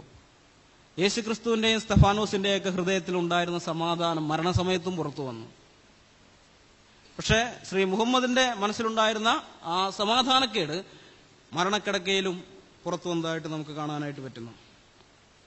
ഇതാണ് ഇവർ പറയുന്ന ഈ സമാധാന മതത്തിന്റെ പ്രവാചകന്റെ സ്ഥിതി. ഇനി ബൈബിൾ അനുസരിച്ച് ആർക്കാണ് സമാധാനം കിട്ടാത്തതെന്നുള്ള കാര്യം കൂടി ഞാനൊന്ന് പറയാൻ താല്പര്യപ്പെടുന്നു. പ്രവാചകനായ യെശയ്യാവ് ഇപ്രകാരം രേഖപ്പെടുത്തിയിട്ടുണ്ട്. യെശയ്യാ പ്രവാചകന്റെ പുസ്തകം 48-ാം അധ്യായത്തിന്റെ 22-ാമത്തെ വാക്യത്തിൽ, ദുഷ്ടന്മാർക്ക് സമാധാനമില്ല എന്ന് എന്റെ ദൈവം അരുളി ചെയ്യുന്നു. ദുഷ്ടന്മാർക്ക് സമാധാനമില്ല എന്ന് യഹോവ അരുളി ചെയ്യുന്നു. വീണ്ടും യെശയ്യാവ് 57-ന്റെ 20-21 വാക്യങ്ങളിൽ, ദുഷ്ടന്മാരോ കലങ്ങിമറിയുന്ന കടൽ പോലെയാകുന്നു, അതിന് അടങ്ങിയിരിപ്പാൻ കഴിയുകയില്ല, അതിലെ വെള്ളം ചേറും ചെളിയും മേലോട്ട് തള്ളുന്നു, ദുഷ്ടന്മാർക്ക് സമാധാനമില്ല എന്ന് എന്റെ ദൈവം അരുളി ചെയ്യുന്നു. ബൈബിളിന്റെ പ്രഖ്യാപനമാണ്. യെശയ്യാ പ്രവാചകൻ പറഞ്ഞതാണ്, ദുഷ്ടന്മാർക്ക് സമാധാനമില്ല എന്ന് എന്റെ ദൈവം അരുളി ചെയ്യുന്നു. അതുകൊണ്ട് തന്നെ ബൈബിളിന്റെ ഭൂമികയിലും ക്രൈസ്തവതയുടെ പരിപ്രേക്ഷ്യത്തിലും നിന്നുകൊണ്ട് ശ്രീ മുഹമ്മദിന്റെ ജീവിതം പരിശോധിക്കുമ്പോൾ സമാധാനമില്ലാത്ത ദുഷ്ടനായിട്ട് മാത്രമേ ഞങ്ങൾക്ക് അദ്ദേഹത്തെ പരിഗണിക്കാനായിട്ട് കഴിയുള്ളൂ. അങ്ങനെ മാത്രമേ അത് പറ്റുകയുള്ളൂ.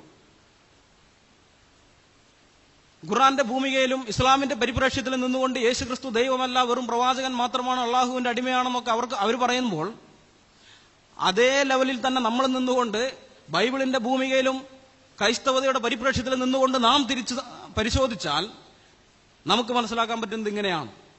ദുഷ്ടന്മാർക്ക് സമാധാനമില്ല എന്ന് ബൈബിൾ പറഞ്ഞിരിക്കെ, യെശയ്യാ പ്രവാചകൻ അത് വ്യക്തമായിട്ട് രേഖപ്പെടുത്തി വെച്ചിരിക്കെ, സമാധാനമില്ലാത്ത ഏതൊരു വ്യക്തിയെയും ഞങ്ങൾക്ക് അങ്ങനെ മാത്രമേ പരിഗണിക്കാനായിട്ട് കഴിയുള്ളൂ. ഇനി ഇതേ യെശയ്യാ പ്രവാചകൻ വേറൊരു കാര്യം കൂടി പറഞ്ഞിട്ടുണ്ട്. യെശയ്യാ പ്രവാചകന്റെ പുസ്തകം 32-ാം അധ്യായം 5-ാമത്തെ വാക്യം അതിങ്ങനെയാണ്, ഭോഷനെ ഇനി ഉത്തമൻ എന്ന് വിളിക്കുകയില്ല, ആഭാസനെ മഹാത്മാവെന്ന് പറയുകയുമില്ല. ഭോഷനെ ഇനി ഉത്തമൻ എന്ന് വിളിക്കുകയില്ല, ആഭാസനെ മഹാത്മാവെന്ന് പറയുകയുമില്ല. ആരാണ് ഇവിടെ പറയപ്പെട്ടിരിക്കുന്ന ഭോഷനും ആഭാസനുമായ വ്യക്തി എന്നറിയണമെങ്കിൽ താഴോട്ട് വായിക്കണം. 6-ാമത്തെ വാക്യം യെശയ്യാവ് 32:6 നാം ഇങ്ങനെ വായിക്കുന്നു: ഭോഷൻ ഭോഷത്വം സംസാരിക്കും, വഷളത്വം ചെയ്തും യഹോവയ്ക്ക് വിരോധമായി അബദ്ധം സംസാരിച്ചും വിശപ്പുള്ളവരെ പട്ടിണിയിട്ടും ദാഹമുള്ളവർക്ക് പാനം മുടക്കിയും കൊണ്ട് അവന്റെ ഹൃദയം നീതികേട് പ്രവർത്തിക്കും. യെശയ്യാവ് 32:6. ഇവൻ യഹോവയ്ക്ക് വിരോധമായി അബദ്ധം സംസാരിക്കുക മാത്രമല്ല, വിശപ്പുള്ളവരെ അവൻ പട്ടിണിക്കിടുകയും ദാഹമുള്ളവരുടെ പാനം അവൻ മുടക്കുകയും ചെയ്യും. അങ്ങനെയുള്ള ഒരു പുതിയ രീതി അവൻ കൊണ്ടുവരുമെന്നാണ് യെശയ്യാവ് പറഞ്ഞത്. ഈ ഭോഷനും ആഭാസനുമായ വ്യക്തിയെ തിരിച്ചറിയാൻ ഉതകുന്ന കാര്യമാണ് 6-ാം വാക്യത്തിൽ പറഞ്ഞിരിക്കുന്നത്. ഇതാരെക്കുറിച്ചുള്ള പ്രവചനമാണെന്ന് ഞാൻ പറയാതെ തന്നെ നിങ്ങൾക്ക് മനസ്സിലായി കാണുമെന്ന് ഞാൻ വിചാരിക്കുന്നു.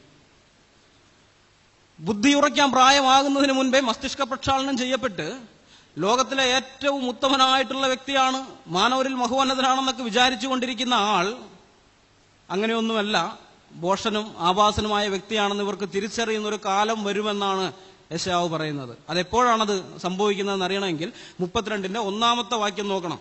32:1 നാം വായിക്കുന്നു: ഒരു രാജാവ് നീതിയോടെ വാഴും. ഒരു രാജാവ് നീതിയോടെ വാഴുന്ന കാലത്ത്, ഈ ലോകം ധാരാളം രാജാക്കന്മാരുടെ വാഴ്ച കണ്ടിട്ടുള്ള ലോകമാണ്. പക്ഷെ പരിപൂർണമായിട്ട് നീതിയോടുകൂടിയുള്ള ഒരു വാഴ്ച ഇന്നുവരെ ഈ ലോകം ദർശിച്ചിട്ടില്ല. എന്നാൽ അങ്ങനെ ഒരു രാജാവ് വരുന്നു, നീതിയോടുകൂടെ ഭൂതലത്തെ വാഴുവാൻ അതിശ്രേഷ്ഠനായ ഒരു രാജാവ് വരുന്നു. അവന്റെ പേര് യേശു ക്രിസ്തു എന്നാണ്. ഞങ്ങളുടെ കർത്താവായ യേശു ക്രിസ്തു 1000 വർഷം ഈ ലോകത്തെ വാഴും. പരിപൂർണമായി നീതിയോടുകൂടെ തന്നെ വാഴും. ബൈബിൾ അത് അസന്നിഗ്ധമായി അടിവരയിട്ട് ഉറപ്പിച്ചു പറയുന്ന കാര്യമാണ്.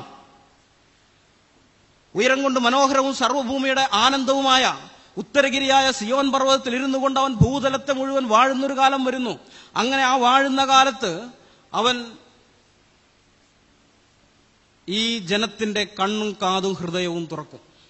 ഈ ലോകത്തിന്റെ പിശാച് കുരുടാക്കി വെച്ചിരിക്കുന്ന ഇവരുടെ കണ്ണും കാതും ഹൃദയവും അവൻ അന്ന് തുറക്കും. ആ തുറക്കുന്ന കാലത്ത് അവർക്കപ്പം മനസ്സിലാകും, തങ്ങൾ ഇതുവരെ വലിയ കാര്യമായിട്ട് കൊണ്ടു നടന്നിരുന്ന ഈ മനുഷ്യൻ ഇങ്ങനെയുള്ള ആളാണ്, ഉത്തമനല്ല, ഭോഷനാണ്, മഹാത്മാവല്ല, ആഭാസനാണെന്ന്. ആ കാര്യമാണ് യെശയ്യാവ് ഇവിടെ പറഞ്ഞിരിക്കുന്നത്. ഏതായാലും ബൈബിളിലുള്ള ഒറ്റൊരു പ്രവാചകനും തനിക്ക് സമാധാനം കിട്ടാൻ വേണ്ടി പ്രാർത്ഥിച്ചിട്ടില്ല. സമാധാനം കിട്ടാൻ വേണ്ടി നിങ്ങൾ പ്രാർത്ഥിക്കണമെന്ന് പ്രാർത്ഥന ആവശ്യപ്പെട്ടിട്ടുമില്ല. അതിന്റെ കാരണം അവരൊക്കെ സമാധാനം കിട്ടിയവരാ. അവരെല്ലാവരും സമാധാനം കിട്ടിയവരാണ്. ഞാനൊരു ഉദാഹരണം, ആർക്കാണ് സമാധാനം കിട്ടുന്നത് നോക്കിയാൽ നമുക്കൊരു ഉദാഹരണത്തിലൂടെ ഞാൻ വിശദീകരിക്കാം. കോടതിയിൽ ഒരു കേസ്, ഇപ്പൊ നിങ്ങളുടെ ആരുടെയെങ്കിലും പേരിൽ കോടതിയിൽ ഒരു കേസ് ഉണ്ടെന്ന് വിചാരിക്കുക. ഒരു കേസ്, ചിലപ്പോൾ ഒന്നിലധികം കേസുകളുണ്ടെന്ന് വിചാരിക്കുക. ഈ കേസിന്റെ വിധി വരുന്നത് വരേക്കും സമാധാനം ഉണ്ടാവോ? ഉണ്ടാവോ? വിധി വരുന്നത് വരേക്കും സമാധാനം കിട്ടുകയില്ല. ഇനി വിധി വന്നാൽ മാത്രം മതിയോ? നമുക്ക് അനുകൂലമായിട്ട് വിധി വരണം, നമ്മളെ വെറുതെ വിട്ടുകൊണ്ടുള്ള വിധി വരണം, അപ്പോഴേ സമാധാനം കിട്ടുള്ളൂ. നമുക്ക് അനുകൂലമായിട്ട് നമ്മളെ വെറുതെ വിട്ടു എന്ന് പറയുന്ന ഒരു വിധി വരണം. അതിനു മുമ്പ് ആ കേസ് തീരുന്നത് വരേക്കും നമുക്ക് സമാധാനം ഉണ്ടാവുകയില്ല. ലോകത്തിലുള്ള സകല മനുഷ്യരും പാപികളാണ്. പാപമെന്ന് പറയുന്നത് ആത്യന്തികമായിട്ട് ദൈവത്തിന് നേരെയുള്ള കുറ്റകൃത്യമാണ്. അതുകൊണ്ട് തന്നെ ദൈവത്തിന്റെ കോടതിയിൽ നിന്നൊരു വിധി വരാനിരിക്കുന്നു എന്നുള്ള ബോധം മനസാക്ഷി എല്ലാ മനുഷ്യരുടെ ഉള്ളിൽ ഉണർത്തിക്കൊണ്ടിരിക്കുന്നുണ്ട്. ഈ വിധി എപ്പോഴാണ് വരുന്നത്? മതങ്ങളെല്ലാം പറയുന്നത് മരണശേഷമാണെന്ന. മരണശേഷം ആ വിധി വരും. ന്യായവിധിയെക്കുറിച്ച് ബൈബിളും പറയുന്നുണ്ട്, മരണശേഷം തന്നെയാണ്. അപ്പൊ അപ്പോഴേ അത് അറിയാൻ പറ്റുള്ളൂ എന്നുള്ളതാണ് മതങ്ങളെല്ലാം പറയുന്നത്. ഇസ്ലാം മതം അത് തന്നെ പറയുന്നു. ഇസ്ലാം മതവും പറയുന്നത് ഇങ്ങനെ തന്നെയാണ്. ഖിയാമത്ത് നാളിൽ, ഖിയാമത്ത് എന്ന് പറയുന്ന അവസാന നാൾ, അന്ത്യനാളിൽ ഒരു വിധി വരും. ആ വിധിക്ക് ശേഷമേ അറിയാൻ പറ്റൂ നീ സ്വർഗത്തിലേക്കാണോ പോകുന്നത്, നരകത്തിലേക്കാണോ പോകുന്നതെന്ന്. ഇവർ ഈ മുഖം തന്റെ കാര്യത്തിൽ ഉറപ്പുണ്ടായിരുന്നില്ല, താൻ എവിടേക്കാണ് പോകുന്നത് എന്നുള്ള കാര്യത്തിൽ ഉറപ്പുണ്ടായിരുന്നില്ല. ഹദീസ് ഞാൻ വായിക്കാം. അബൂ ഹുറൈറ നിവേദനം, നബി പറഞ്ഞു, നിങ്ങളിൽ ആരെയും അവന്റെ കർമ്മം രക്ഷപ്പെടുത്തുകയില്ല. ഒരാൾ ചോദിച്ചു, അള്ളാഹുവിന്റെ ദൂതരെ, താങ്കളെയും രക്ഷപ്പെടുത്തുകയില്ലേ? അവിടുന്ന് പറഞ്ഞു, ഇല്ല, എന്നെയുമില്ല. അള്ളാഹു അവന്റെ കാരുണ്യം കൊണ്ട് എന്നെ മൂടിയാലല്ലാതെ. എങ്കിലും നിങ്ങൾ വീഴ്ചയും അമിതത്വവും കൂടാതെ പരമാവധി പരിശ്രമിക്കുക. സ്വഹീഹ് മുസ്ലിം വാല്യം 3 ഭാഗം 50 ഹദീസ് നമ്പർ 71. ഇങ്ങനത്തെ വേറെ ധാരാളം ഹദീസ് ഉണ്ട്. ഞാൻ ഒരെണ്ണം കൂടി ഞാൻ വായിക്കുന്നു. അബൂ ഹുറൈറ നിവേദനം, നബി പറഞ്ഞു, നിങ്ങൾ നല്ല രൂപത്തിൽ ചെയ്യാൻ ശ്രമിക്കുകയും പരമാവധി പരിശ്രമിക്കുകയും ചെയ്യുക. നിങ്ങൾ അറിയുക, നിങ്ങളിൽ ആരും തന്റെ കർമ്മം കൊണ്ട് രക്ഷപ്പെടുകയില്ല. അവർ ചോദിച്ചു, അള്ളാഹുവിന്റെ ദൂതരെ, താങ്കളുമില്ലേ? അവിടുന്ന് പറഞ്ഞു, ഞാനുമില്ല. അള്ളാഹു കാരുണ്യം കൊണ്ടും അനുഗ്രഹം കൊണ്ടും എന്നെ മൂടിയാലല്ലാതെ. സ്വഹീഹ് മുസ്ലിം വാല്യം 3 ഭാഗം 50 ഹദീസ് നമ്പർ 76. ഇത് ഹദീസുകളുടെ സ്ഥിതി. ഇനി നാം ഖുർആനിലേക്ക് പോയാൽ ഖുർആനായത്ത് നോക്കാം. സൂറ 46:9 നബിയെ പറയുക, ഞാൻ ദൈവദൂതന്മാരിൽ ഒരു പുതുമക്കാരനൊന്നുമല്ല. എന്നെക്കൊണ്ടോ നിങ്ങളെക്കൊണ്ടോ എന്ത് ചെയ്യപ്പെടുമെന്ന് എനിക്ക് അറിയുകയുമില്ല. എനിക്ക് ബോധനം നൽകപ്പെടുന്നതിനെ പിന്തുടരുക മാത്രമാകുന്നു ഞാൻ ചെയ്യുന്നത്. ഞാൻ വ്യക്തമായ താക്കീതുകാരൻ മാത്രമാകുന്നു. എന്നെക്കൊണ്ടോ നിങ്ങളെക്കൊണ്ടോ എന്ത് ചെയ്യപ്പെടുമെന്ന് എനിക്കറിയില്ല. എന്ന് വെച്ചാൽ മരണശേഷം എനിക്കും നിങ്ങൾക്കൊക്കെ എന്താണ് ഭവിക്കാൻ പോകുന്നത് എന്നുള്ള കാര്യത്തിൽ എനിക്ക് യാതൊരു പിടിയുമില്ല എന്നാ പറഞ്ഞതിന്റെ അർത്ഥം. തനിക്കോ തന്റെ അനുയായികൾക്കോ മരണശേഷം എന്താണ് സംഭവിക്കാൻ പോകുന്നതെന്ന് യാതൊരു ഉറപ്പുമില്ലാത്തൊരു മനുഷ്യന് എങ്ങനെ സമാധാനം കിട്ടാനാണ്? ആ വ്യക്തിയെ സംബന്ധിച്ചിടത്തോളം വിധി വന്നു കഴിഞ്ഞിട്ടില്ല. വിധി മരണശേഷമാണ്. വിധി വരുന്നതുവരേക്കും സമാധാനമില്ല. എന്നാൽ യേശുക്രിസ്തുവിനെ അനുഗമിക്കുന്നവരുടെ കാര്യം വ്യത്യസ്തമാണ്. യേശുക്രിസ്തുവിനെ അനുഗമിക്കുന്നവരുടെ കാര്യം എന്തുകൊണ്ട് വ്യത്യസ്തമായിരിക്കുന്നു? യേശുക്രിസ്തു പറഞ്ഞ ചില വാക്യങ്ങൾ ഞാൻ നിങ്ങളുടെ മുമ്പാകെ കൊണ്ടുവരികയാണ്. ഈ വിധിയെക്കുറിച്ച് ബൈബിളും പറയുന്നുണ്ട്. ആരാണ് ന്യായം വിധിക്കുന്നത് എന്നുള്ള കാര്യം ബൈബിൾ പറയുന്നത് ഇങ്ങനെയാണ്.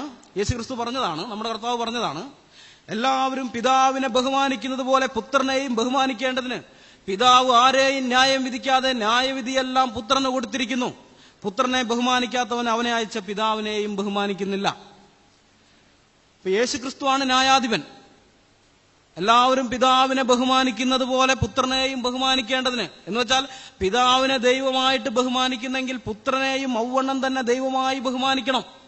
പിതാവിനെ സ്രഷ്ടാവായിട്ട് ബഹുമാനിക്കുന്നെങ്കിൽ പുത്രനെയും ഔവണ്ണം തന്നെ സ്രഷ്ടാവായി തന്നെ ബഹുമാനിക്കണം. പിതാവിനെ എങ്ങനെയൊക്കെ ബഹുമാനിക്കുന്നുവോ അതുപോലെ തന്നെ പുത്രനെയും ബഹുമാനിക്കേണ്ടതിന് പിതാവാരെയും ന്യായം വിധിക്കാതെ ന്യായവിധിയെല്ലാം പുത്രന് കൊടുത്തിരിക്കുന്നു. അപ്പോൾ യേശുക്രിസ്തുവാണ് ന്യായാധിപൻ.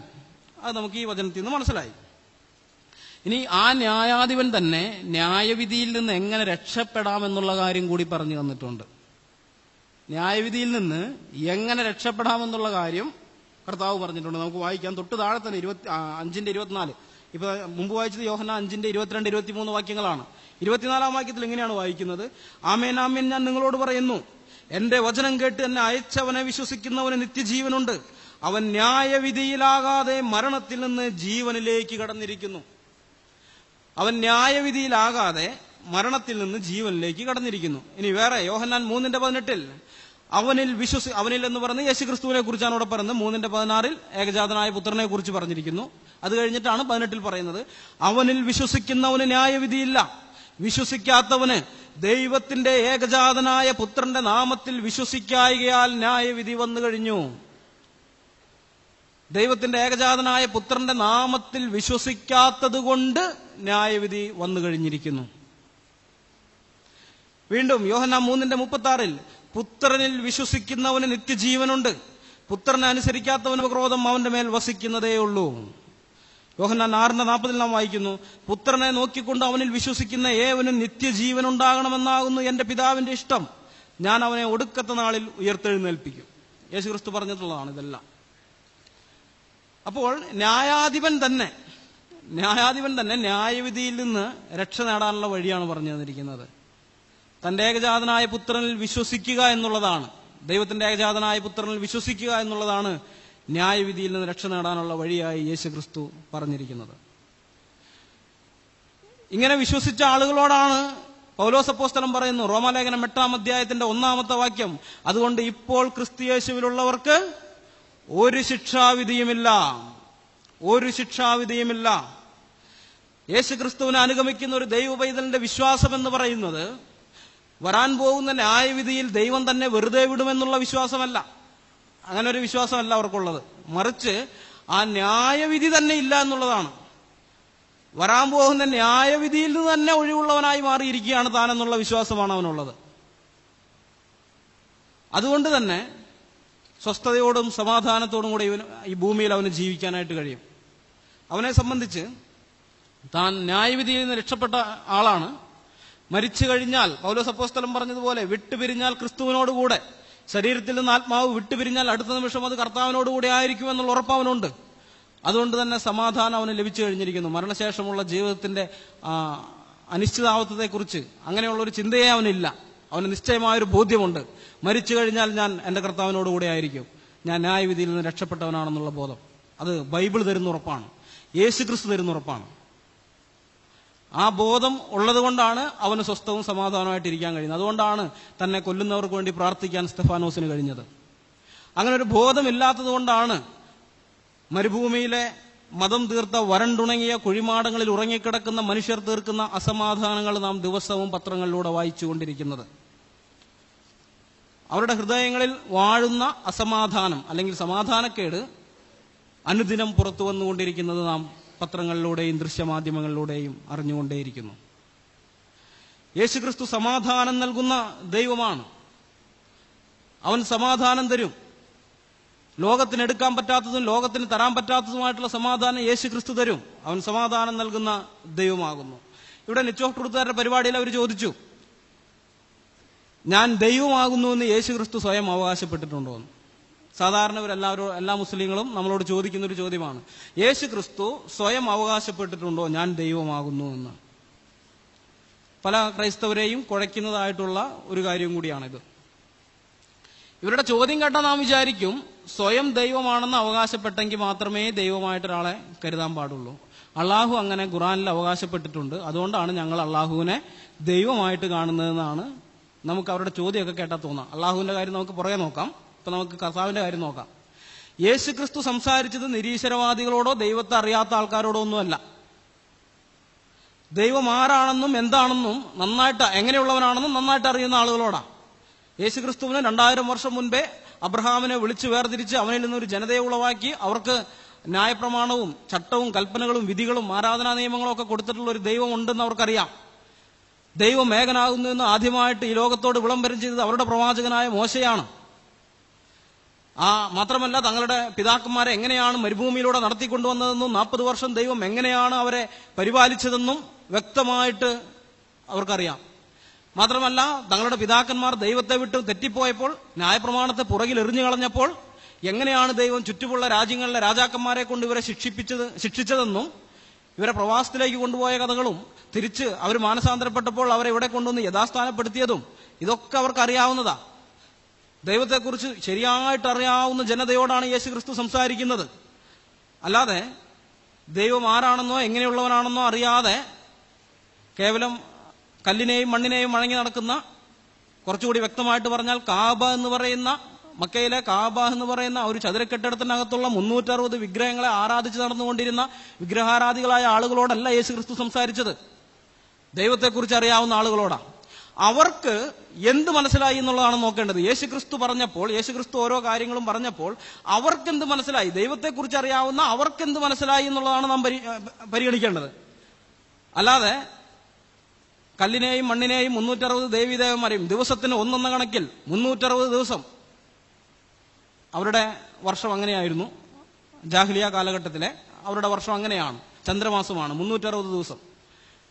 ദിവസത്തിന് ഒന്നെന്ന കണക്കിൽ ഓരോ ദിവസത്തിലും ഓരോ ദേവീദേവന്മാരെന്ന് വെച്ച് അങ്ങനെ വെച്ച് 360 ദേവീദേവന്മാർ. അതിനെ ആരാധിച്ച് നടക്കുന്ന ആൾക്കാർക്ക് എന്ത് മനസ്സിലായി എന്നല്ല നാം നോക്കേണ്ടത്. ഇവർക്ക് യേശുക്രിസ്തുവിന്റെ വചനം കേട്ട ആളുകൾക്ക് എന്ത് മനസ്സിലായി എന്നുള്ളതാണ്. ഇത്തിരി കൂടി ഉദാഹരണമായിട്ട് പറയുകയാണെങ്കിൽ, ഒരു ബിരുദാനന്തര ബിരുദ ക്ലാസ് അവിടെ അധ്യാപകൻ പഠിപ്പിക്കുമ്പോൾ ഒരു LKG പഠിക്കുന്നൊരു പയ്യൻ അതിന്റെ വാതുക്കെ വന്ന് നിൽക്കുന്നു. ആ LKG-കാരൻ പയ്യൻ ഇവിടെ നിന്നിട്ട് അകത്തേക്ക് നോക്കിയിട്ട് അധ്യാപകൻ പഠിപ്പിക്കുന്നത് രാവിലെ മുതൽ വൈകുന്നേരം വരെ കേട്ടുന്നല്ല, അവനൊന്നും മനസ്സിലാവില്ല. അതാ പഠിപ്പിക്കുന്ന അധ്യാപകന്റെ കുഴപ്പമല്ല, പഠിപ്പിക്കപ്പെടുന്ന വിഷയത്തിന്റെ കുഴപ്പവുമല്ല, അത് മനസ്സിലാക്കാൻ തക്കവണ്ണം ആ കുഞ്ഞിന്റെ ബുദ്ധി വളർന്നിട്ടില്ല. അതുകൊണ്ടാണ് സത്യദൈവത്തിനെ അറിയുന്ന കാര്യത്തിൽ, സത്യദൈവത്തെക്കുറിച്ചുള്ള പരിജ്ഞാനത്തിന്റെ കാര്യത്തിൽ LKG വിദ്യാർത്ഥികളെക്കാളും കഷ്ടമാണ് നമ്മുടെ മുസ്ലിം സുഹൃത്തുക്കളുടെ കാര്യം. അവർ മനസ്സിലാക്കി വെച്ചിരിക്കുന്ന അവരുടെ മനസ്സിലുള്ള ഒരു വികലമായ ദൈവസങ്കല്പമുണ്ട്. ആ സങ്കല്പത്തിന് ഒത്ത വിധമുള്ള ദൈവത്തെ മാത്രമേ അവർ അംഗീകരിക്കുകയുള്ളൂ. അവരുടെ വിശ്വാസം അനുസരിച്ച് അള്ളാഹു സർവശക്തനാണെങ്കിലും മനുഷ്യനായി വരാനുള്ള ശക്തിയൊന്നും അള്ളാഹുവിനില്ല. ഏതായാലും കർത്താവായ യേശുക്രിസ്തുവിന്റെ അവകാശവാദം കേട്ടപ്പോൾ അന്നത്തെ ജനങ്ങൾ എങ്ങനെ പ്രതികരിച്ചു എന്ന് നമുക്ക് നോക്കാം. ഞാൻ ചില വാക്യങ്ങൾ വായിക്കാം. ഇത് യോഹന്നാൻ അപ്പോസ്തലൻ എഴുതുന്നതാണ്. യോഹന്നാന്റെ സുവിശേഷത്തിൽ യോഹന്നാൻ അപ്പോസ്തലന്റെ പ്രസ്താവനയാണിത്. യോഹന്നാൻ 5:18 നാം ഇങ്ങനെ വായിക്കുന്നു: അങ്ങനെ അവൻ ശബത്തിനെ ലംഘിച്ചത് കൊണ്ട് മാത്രമല്ല, ദൈവം സ്വന്തം പിതാവ് എന്ന് പറഞ്ഞ് തന്നെത്താൻ ദൈവത്തോട് സമമാക്കിയത് കൊണ്ടും യഹൂദന്മാർ അവനെ കൊല്ലുവാൻ അധികമായി ശ്രമിച്ചു പോന്നു.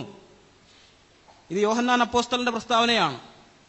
ദൈവം സ്വന്തം പിതാവ് എന്ന് പറഞ്ഞ് തന്നെത്താൻ അവൻ ദൈവത്തോട് സമമാക്കിയത് കൊണ്ട് യഹൂദന്മാർ അവനെ കൊല്ലുവാൻ ശ്രമിച്ചു പോകുന്നു. അപ്പൊ യേശുക്രിസ്തുവിന്റെ ശിഷ്യന്മാർക്ക് മനസ്സിലായി, യേശുക്രിസ്തു ദൈവത്തെ സ്വന്തം പിതാവെന്ന് പറഞ്ഞപ്പോൾ അപ്പോസ്തലന്മാർക്ക് മനസ്സിലായി, അല്ലെങ്കിൽ കേട്ട് നിന്ന മറ്റുള്ള ആൾക്കാർക്കും മനസ്സിലായി എന്താണ് ഇവൻ അവകാശപ്പെടുന്നത്?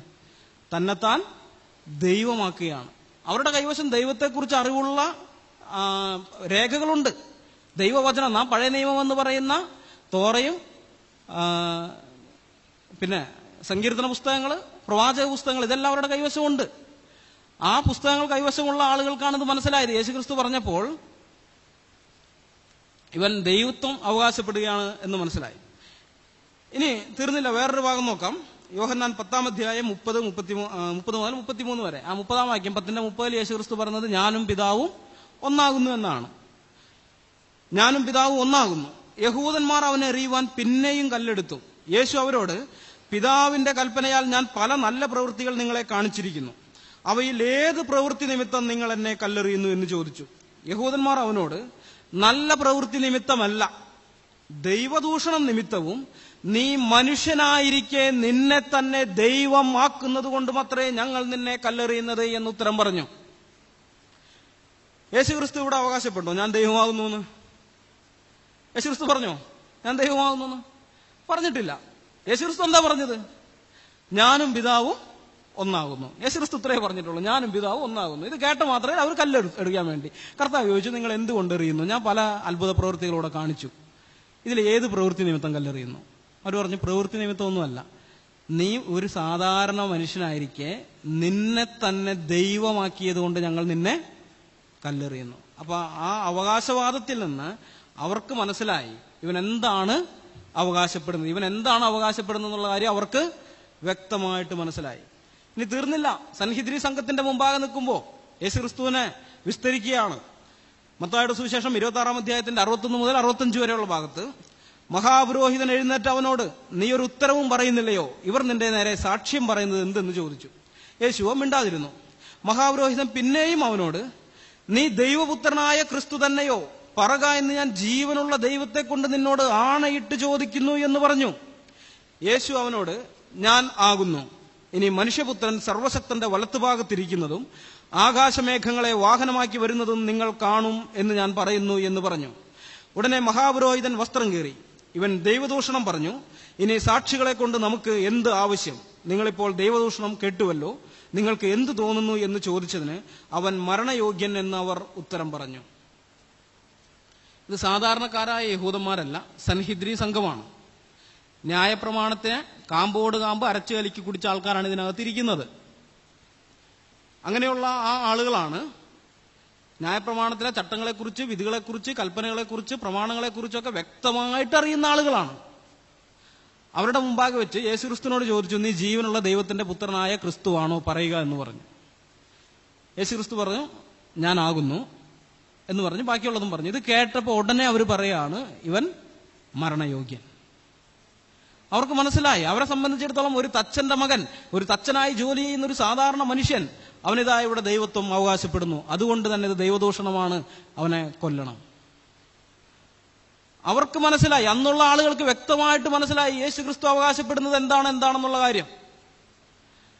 ആ സ്ഥലത്ത് നിന്നും 1000 ചില്ലാൻ കിലോമീറ്ററുകൾക്ക് അപ്പുറത്ത് 100-600 കൊല്ലം കഴിഞ്ഞു വന്ന ഒരു മനുഷ്യന് എന്ത് മനസ്സിലായി എന്നുള്ളത് ഞങ്ങളുടെ പ്രശ്നമല്ല. അദ്ദേഹത്തിന് എന്ത് മനസ്സിലായി എന്നുള്ളത് ഞങ്ങളുടെ വിഷയമേ അല്ല. ഞങ്ങളെ സംബന്ധിച്ചിടത്തോളം ആ സമകാലീനരായ ആളുകൾക്ക് എന്ത് മനസ്സിലായി എന്നുള്ളതാണ് ഞങ്ങൾ നോക്കുന്നത്. അവർക്ക് വ്യക്തമായിട്ട് മനസ്സിലായി യേശുക്രിസ്തു ദൈവത്വമാണ് അവകാശപ്പെടുന്നത് എന്നുള്ള കാര്യം. ഇനി ഇതല്ലാതെ യേശുക്രിസ്തു നേരിട്ട് അവകാശപ്പെടുന്നുണ്ട് ഞാൻ ദൈവമാകുന്നു എന്നുള്ള വാക്യം. അത് വെളിപ്പാട് പുസ്തകം 21-ാം അധ്യായത്തിന്റെ 6-7 വാക്യങ്ങളിലാണ്. വെളിപ്പാട് പുസ്തകം 21-ാം അധ്യായം 6-7 വാക്യങ്ങളിൽ, പിന്നെയും അവൻ എന്നോട് അരുളി ചെയ്തത് സംഭവിച്ചു തീർന്നു. ഞാൻ ആൽഫയും ഒമേഗയും ആദിയും അന്തവുമാകുന്നു. ദാഹിക്കുന്നവന് ഞാൻ ജീവനീരുറവിൽ നിന്ന് സൗജന്യമായി കൊടുക്കും. ജയിക്കുന്നവന് ഇത് അവകാശമായി ലഭിക്കും. ഞാൻ അവന് ദൈവവും അവൻ എനിക്ക് മകനുമായിരിക്കും. യേശു കർത്താവ് പറഞ്ഞ വാക്കാ. ഞാൻ അവന് ദൈവമായിരിക്കുമെന്ന് പച്ചയ്ക്ക് തന്നെ കർത്താവ് പറഞ്ഞിട്ടുണ്ട്. അപ്പൊ ഇങ്ങനെയൊക്കെ വ്യക്തമായിട്ട് കർത്താവ് പറഞ്ഞിരിക്കെ, കർത്താവിന്റെ കാലശേഷം 600 കൊല്ലത്തിനപ്പുറത്ത് ഒരാൾ വന്നിട്ട് യേശുക്രിസ്തു ദൈവമല്ല എന്ന് പറഞ്ഞാൽ അതിന് ഒരാളും വില കൊടുക്കുകയില്ല. അതിന് വില കൊടുക്കാൻ സാധ്യവുമല്ല. യേശുക്രിസ്തു സ്വയം ദൈവത്വം അവകാശപ്പെട്ടിട്ടുണ്ട്. അന്നത്തെ ആളുകൾക്ക് അത് മനസ്സിലായിട്ടുമുണ്ട്. ബൈബിൾ അത് വ്യക്തമായിട്ട് പറയുന്നുമുണ്ട്. ലേഖനങ്ങളിലെല്ലാം പരിശോധിച്ചാൽ യേശുക്രിസ്തുവിന്റെ ദൈവത്വം നമുക്ക് കൂടുതലായിട്ട് കാണാനായിട്ട് പറ്റും. എന്നാൽ ലേഖനങ്ങളിലേക്ക് ഞാൻ പോയിട്ടേ ഇല്ല, യേശുക്രിസ്തുവിന്റെ വാക്കുകൾ മാത്രമേ എടുത്തിട്ടുള്ളൂ. ഇനി നമുക്ക് അള്ളാഹുവിന്റെ കാര്യം പരിശോധിച്ചാലോ? അള്ളാഹുവിന്റെ കാര്യം നമുക്കൊന്ന് പരിശോധിച്ച് നോക്കാം. അള്ളാഹു എപ്പോഴെങ്കിലും അവകാശപ്പെട്ടിട്ടുണ്ടോ ഞാൻ ദൈവമാകുന്നു എന്ന് ഖുറാനില്?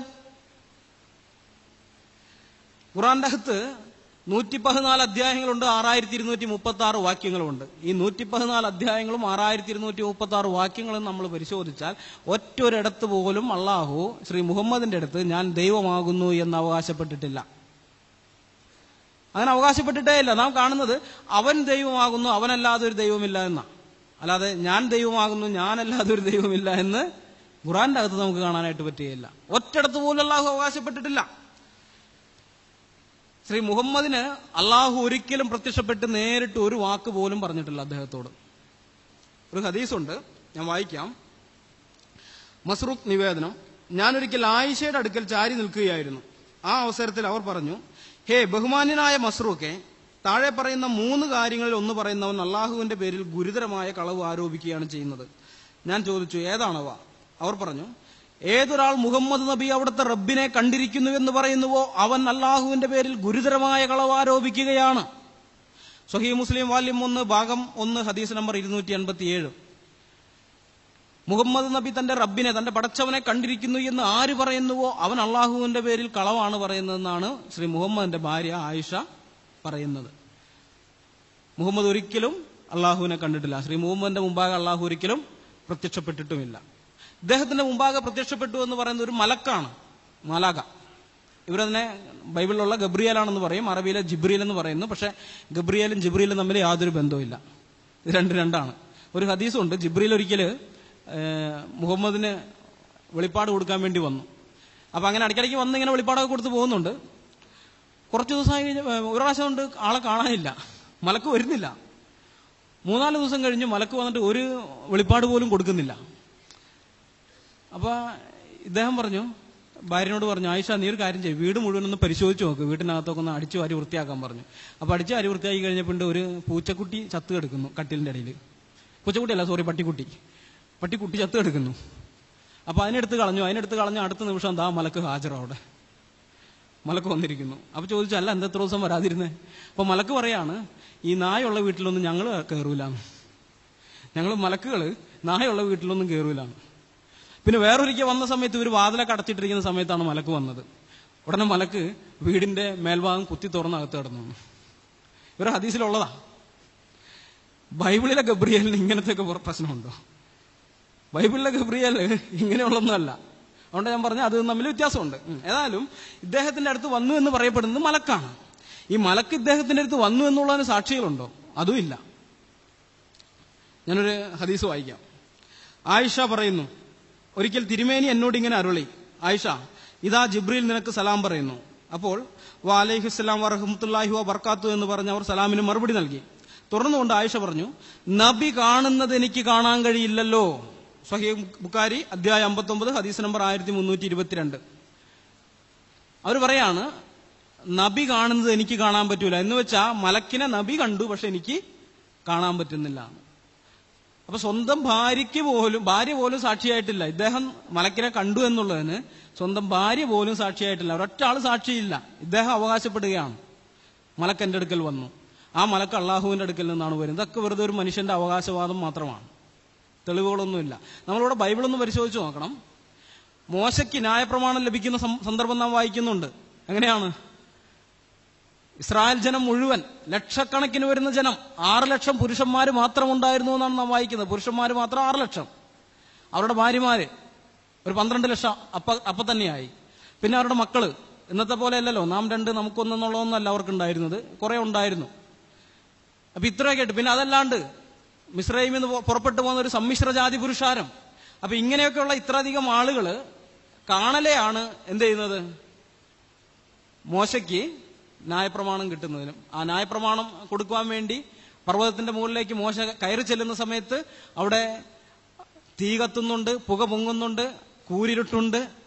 ഇങ്ങനെയൊക്കെയുള്ള ആ ഒരു ഭയാനകമായ അന്തരീക്ഷത്തിലാണ് യഹോവ അവിടെ നിന്ന് ഉച്ചത്തിൽ മോശയോട് അരുളി ചെയ്യുന്നത്. അത് കേട്ടപ്പോൾ ജനം ഭയന്ന് വിറച്ചുപോയി. പിന്നെ അവർ പറയുന്നുണ്ട് മോശയോട്, ഇനി ദൈവം ഞങ്ങളോട് സംസാരിക്കണ്ട, നീ പോയിട്ട് ദൈവത്തിന്റെ അടുത്ത് സംസാരിച്ച് എന്താണെന്ന് വെച്ചാൽ അറിഞ്ഞ് ഞങ്ങളുടെ അടുത്ത് വന്ന് പറഞ്ഞാൽ മതി, ദൈവം ഞങ്ങളോട് സംസാരിക്കണ്ട എന്ന് അവർ പറയുന്നുണ്ട്. മാത്രമല്ല മോശ ചെങ്കടൽ പിളർത്തുന്നു, അതിന് ലക്ഷക്കണക്കിന് ജനസാക്ഷിയാണ്. ഓരോരോ അത്ഭുതങ്ങൾ നാം നോക്കുക, അതിനൊക്കെ സാക്ഷികളാണ്, ജനസാക്ഷികളാണ്. ഇങ്ങനെയുള്ള ഒരു സാക്ഷികളുടെ ഒരു നിറഞ്ഞ സമൂഹം, സാക്ഷികളുടെ ഇത്ര വലിയ സമൂഹം എന്ന് എബ്രായ ലേഖനത്തിൽ നാം വായിക്കുന്നുണ്ടല്ലോ. അതുപോലെ ഒരു വലിയ ജനക്കൂട്ടത്തിന്റെ നടുവിൽ വെച്ചിട്ടാണ് കർത്താവിന്റെ അത്ഭുതങ്ങളായാലും കർത്താവിന്റെ അപ്പോസ്തലന്മാരുടെ അത്ഭുതങ്ങളായാലും ഇതെല്ലാം ഇങ്ങനെ ഇഷ്ടം പോലെ ആളുകൾ കാണാം. പക്ഷെ ഇവിടെ ഇസ്ലാമിലേക്ക് വരുമ്പോൾ ഇങ്ങനെയുള്ളതൊന്നുമില്ല. ഖുർആൻ പ്രകാരം യാതൊരു വിധമായ അത്ഭുതവും ശ്രീ മുഹമ്മദ് ചെയ്തിട്ടില്ല. ഹദീസുകളിലേക്ക് വരുമ്പോൾ കാണാം, പക്ഷെ ഖുർആനിലില്ല. ഖുർആൻ പ്രകാരം ഒറ്റ അത്ഭുതവും ഇല്ല. ഹദീസുകളിൽ ഉണ്ട്. കാരണം ഞാൻ നേരത്തെ പറഞ്ഞു, ശ്രീ മുഹമ്മദ് മരിച്ച് 240-300 കൊല്ലം, അത്രയും ആദ്യത്തെ ബുഖാരി രേഖപ്പെടുത്തുന്ന 240 വർഷം കഴിഞ്ഞിട്ടാണ്. അത് കഴിഞ്ഞ് 283 വർഷം കഴിഞ്ഞപ്പോഴാണ് മുസ്ലിം എന്ന് പറയുന്ന പണ്ഡിതൻ അദ്ദേഹത്തിന്റെ സ്വഹീഹ് മുസ്ലിം എന്ന് പറയുന്ന ഹദീസ് ഗ്രന്ഥം എഴുതുന്നത്. പിന്നെ ബാക്കിയുള്ളവരും അതുപോലെ തന്നെ 300 കൊല്ലം 300 ചില വർഷമൊക്കെ എടുക്കുന്നുണ്ട്. അപ്പൊ ഇത്രയും കൊല്ലങ്ങൾ കൊണ്ട് അദ്ദേഹത്തെക്കുറിച്ച് കുറെ കഥകൾ ഉണ്ടായി വന്നു. സ്വാഭാവികമായിട്ടും അത്ഭുതങ്ങളും അടയാളങ്ങളും ചെയ്തതൊക്കെ ആയിട്ട് കാണും. പക്ഷെ ഖുർആന്റെ അകത്ത് അങ്ങനെ ഇല്ല. ഖുർആനിൽ ഈ ജനങ്ങൾ വന്നിട്ട് പറയുന്നുണ്ട് മുഹമ്മദിന്റെ അടുത്ത്, താങ്കൾ പ്രവാചകനാണെന്ന് പറയുന്നു, ഒരു അത്ഭുതമെങ്കിലും ചെയ്ത് കാണിക്കാൻ. കുറെ സ്ഥലത്തുണ്ട്, ഒറ്റയിടത്ത് പോലും ചെയ്ത് കാണിക്കുന്നില്ല. അദ്ദേഹം പറഞ്ഞത് ഞാനും നിങ്ങളെപ്പോലുള്ള ഒരു സാധാരണ മനുഷ്യൻ മാത്രമാണെന്നാണ്. സാധാരണ മനുഷ്യൻ മാത്രമാണ്. ശരി, മോശയും മറ്റുള്ളവരും, കർത്താവ് ഒഴികെ ബാക്കിയുള്ളവരും സാധാരണ മനുഷ്യർ തന്നെയായിരുന്നു. മോശയാകട്ടെ, ഏലിയാകട്ടെ, ഏലീശയാകട്ടെ, അതല്ല പുതിയ നിയമത്തിലേക്ക് വന്നാൽ അപ്പോസ്തലന്മാരാ ഇവരെല്ലാവരും ആകട്ടെ, അവരൊക്കെ സാധാരണ മനുഷ്യരായിരുന്നു. പക്ഷെ അവർ ദൈവത്തിൽ നിന്നുള്ളവരായതുകൊണ്ട് അവർക്ക് അത്ഭുതങ്ങൾ ചെയ്യാനായിട്ട് കഴിഞ്ഞു. ഏതായാലും ഇദ്ദേഹത്തിന്റെ അടുത്ത് വന്നത് മലക്കാണ്. അപ്പൊ മലക്കിന് ഒരിക്കലും പറയാൻ പറ്റുമല്ലോ ഞാൻ ദൈവമാകുന്നു എന്ന്. മലക്കിന് പറയാൻ പറ്റുന്നത് എന്താ? അവൻ ദൈവമാകുന്നു എന്ന്. അല്ലാതെ മലക്കിന് പറയാൻ പറ്റൂല ഞാൻ ദൈവമാണെന്ന് പറയാൻ പറ്റൂല. മലക്ക് പറയുന്നത് അവൻ ദൈവമാകുന്നു. അതേ ഖുർആന്റെ അകത്ത് നമുക്ക് കാണുന്നുള്ളൂ. ഖുർആനിൽ ഒറ്റയിടത്ത് പോലും അള്ളാഹു അവകാശപ്പെട്ടിട്ടില്ല ഞാൻ ദൈവമാകുന്നുവെന്ന്. മലക്ക് കഥ പറയുന്നുണ്ട്. മൂസാ നബിയുടെ അടുത്ത് ഒരിക്കൽ വന്നപ്പോൾ 20-ാമത്തെ അധ്യായത്തിൽ സൂറ 20 തൂർ എന്നാണ് അധ്യായത്തിന്റെ പേര്. തൂറിൽ പറയുന്നുണ്ട്, മൂസാ നബിയുടെ അടുത്ത് വന്ന സമയത്ത് അള്ളാഹു മൂസാ നബിയോട് പറഞ്ഞു ഒത്തുറ ഞാൻ അള്ളാഹു ആണെന്ന്.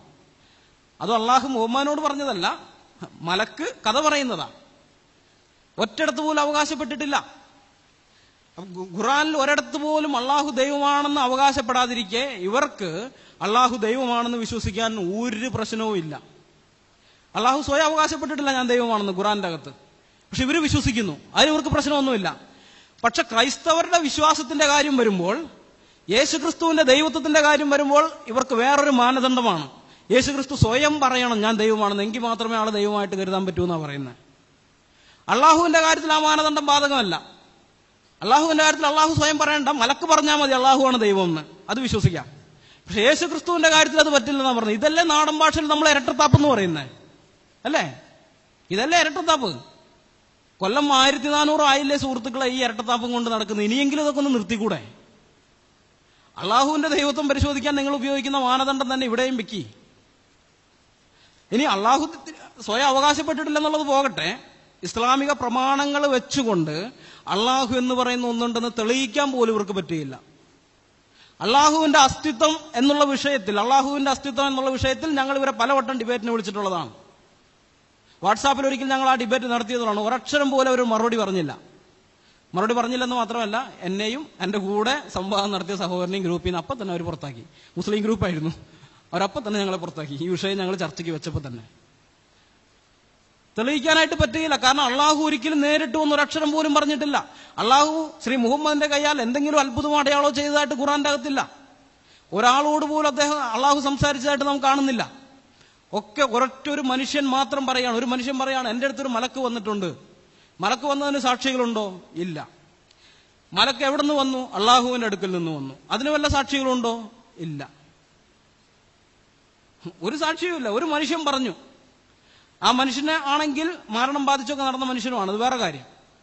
നാട്ടുകാർ പറയുന്നുണ്ട് നിനക്ക് ഭ്രാന്ത് പിടിച്ചു എന്ന്. അദ്ദേഹവും സ്വയം പിന്നെ ഒരിക്കൽ പറയുന്നുണ്ട്, ഖദീജ ഭാര്യയുടെ അടുത്ത് പറയാണ് എനിക്ക് ഭ്രാന്ത് പിടിച്ചോ എന്ന് ഞാൻ സംശയിക്കുന്നുണ്ടെന്ന്.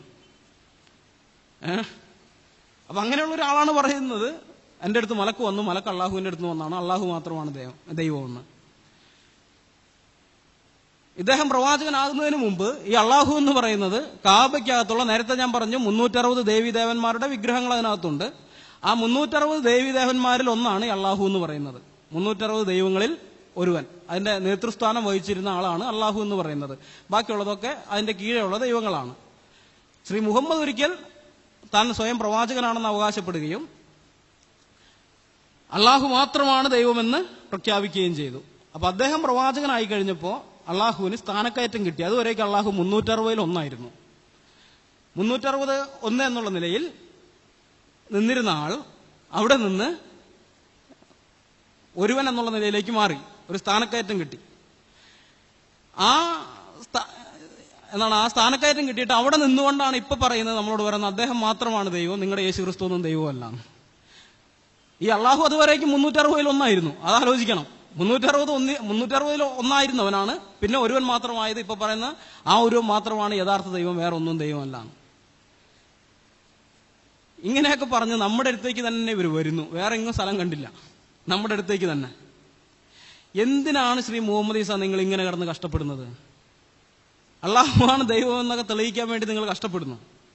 പക്ഷെ നിങ്ങൾക്ക് ഇതുവരെ സമാധാനം നൽകാൻ കഴിയാത്ത, നിങ്ങളുടെ പ്രവാചകന് പോലും സമാധാനം നൽകാൻ കഴിയാത്ത, നിങ്ങളുടെ പ്രവാചകന്റെ കുടുംബത്തിന് ഒരു ഗുണമോ അനുഗ്രഹമോ ചെയ്യാൻ കഴിയാത്ത ഈ അള്ളാഹുവിനെ നിങ്ങൾ ഇപ്പോഴും ഇങ്ങനെ ചുമന്നുകൊണ്ട് നടക്കേണ്ട ആവശ്യം എന്താണ്? നിങ്ങളതൊക്കെ വിട്ടുകളാ. മുഹമ്മദ് ഈസ, താങ്കൾ എന്നെ കേട്ടുകൊണ്ടിരിക്കുന്നുണ്ടെന്ന് എനിക്കറിയാം. ഇതൊക്കെ വിട്ടുകള മുഹമ്മദ് ഈസ.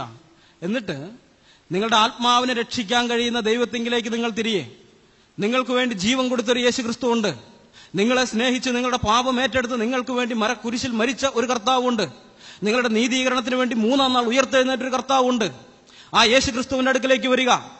ആ യേശു ക്രിസ്തു നിങ്ങൾക്ക് സമ്പൂർണ്ണമായിട്ടും പാപമോചനം തരും. ആ യേശു ക്രിസ്തു നിങ്ങൾക്ക് സമാധാനം തരും. ആ യേശു ക്രിസ്തുവിന്റെ അടുക്കലേക്ക് വന്ന് അവന്റെ ആ നിത്യസമാധാനം അനുഭവിക്കുവാൻ, നിത്യജീവൻ അനുഭവിക്കുവാൻ, ന്യായവിധിയിൽ നിന്നുള്ള വിടുതൽ അനുഭവിക്കുവാൻ, നരകത്തിൽ നിന്നുള്ള വിടുതൽ അനുഭവിക്കുവാൻ നിങ്ങൾ തയ്യാറാവുക. എന്നെ കേട്ടുകൊണ്ടിരിക്കുന്ന എല്ലാ മുസ്ലിം സുഹൃത്തുക്കളോടും എനിക്കിത് തന്നെയാണ് പറയാനുള്ളത്. നിങ്ങളെ സ്നേഹിക്കുന്ന, നിങ്ങൾക്ക് വേണ്ടി സ്വന്തം ജീവൻ കൊടുത്ത ഒരു യേശു ക്രിസ്തുവുണ്ട്. അസ്തിത്വം പോലും തെളിയിക്കാൻ കഴിയാത്ത അള്ളാഹുവിനെ പോലെയുള്ള ഒരുവനല്ല അവൻ. അവൻ ജീവിക്കുന്ന ദൈവമാണ്. അവനെ നിങ്ങൾ ആദരിക്കുന്നു എന്ന് പറയുന്നത് സത്യമാണെങ്കിൽ അവനെ നിങ്ങളുടെ കർത്താവായി തന്നെ നിങ്ങൾ സ്വീകരിക്കണം. നിങ്ങളുടെ ജീവിതത്തിന്റെ നാഥനായിട്ട് നിങ്ങൾ അവനെ സ്വീകരിക്കണം. എങ്കിൽ മാത്രമേ നിങ്ങൾക്ക് അവനെ ആദരിക്കുന്നു എന്ന് പറയാനായിട്ട് കഴിയുകയുള്ളൂ. അങ്ങനെ നിങ്ങൾ അവനെ സ്വീകരിക്കുന്ന ആ നിമിഷം അവൻ നിങ്ങളെ മക്കളായിട്ട് സ്വീകരിക്കും. ബൈബിളിന്റെ അസന്നിഗ്ധമായിട്ടുള്ള പ്രഖ്യാപനമാണ്. യേശുക്രിസ്തുവിനെ കൈക്കൊണ്ട് അവന്റെ നാമത്തിൽ വിശ്വസിക്കുന്ന ഏവർക്കും ദൈവ മക്കളായി തീരുവാൻ അവൻ അധികാരം കൊടുത്തു എന്ന് നാം വായിക്കുന്നു. നിങ്ങളെ സംബന്ധിച്ചോളം നിങ്ങൾ അടിമകളാണ്, അള്ളാഹുവിന്റെ അടിമകൾ. നിങ്ങളത് സ്വയം അഭിമാനത്തോടെ പറയുന്നു, ഞങ്ങൾ അള്ളാഹുവിന്റെ അടിമകളാണെന്ന്. അടിമത്തത്തിലേക്കല്ല യേശുക്രിസ്തു നിങ്ങളെ വിളിക്കുന്നത്, പുത്രത്വത്തിലേക്കാണ്. നിങ്ങൾക്ക് മക്കൾ എന്നുള്ള അവകാശങ്ങൾ തരാൻ വേണ്ടി വിളിക്കുകയാണ്. അതുകൊണ്ട് യേശുക്രിസ്തുവിനെ കർത്താവായി സ്വീകരിച്ച് ദൈവത്തിന്റെ മക്കളായി തീരുവാൻ നിങ്ങൾക്ക് ഭാഗ്യം ലഭിക്കട്ടെ എന്ന് പ്രാർത്ഥിച്ചുകൊണ്ട് ഞാൻ എന്റെ വാക്കുകൾ ഉപസംഹരിക്കുന്നു. ദൈവത്തിന്റെ നാമം വാഴ്ത്തപ്പെടുമാറാകട്ടെ. ആമേൻ.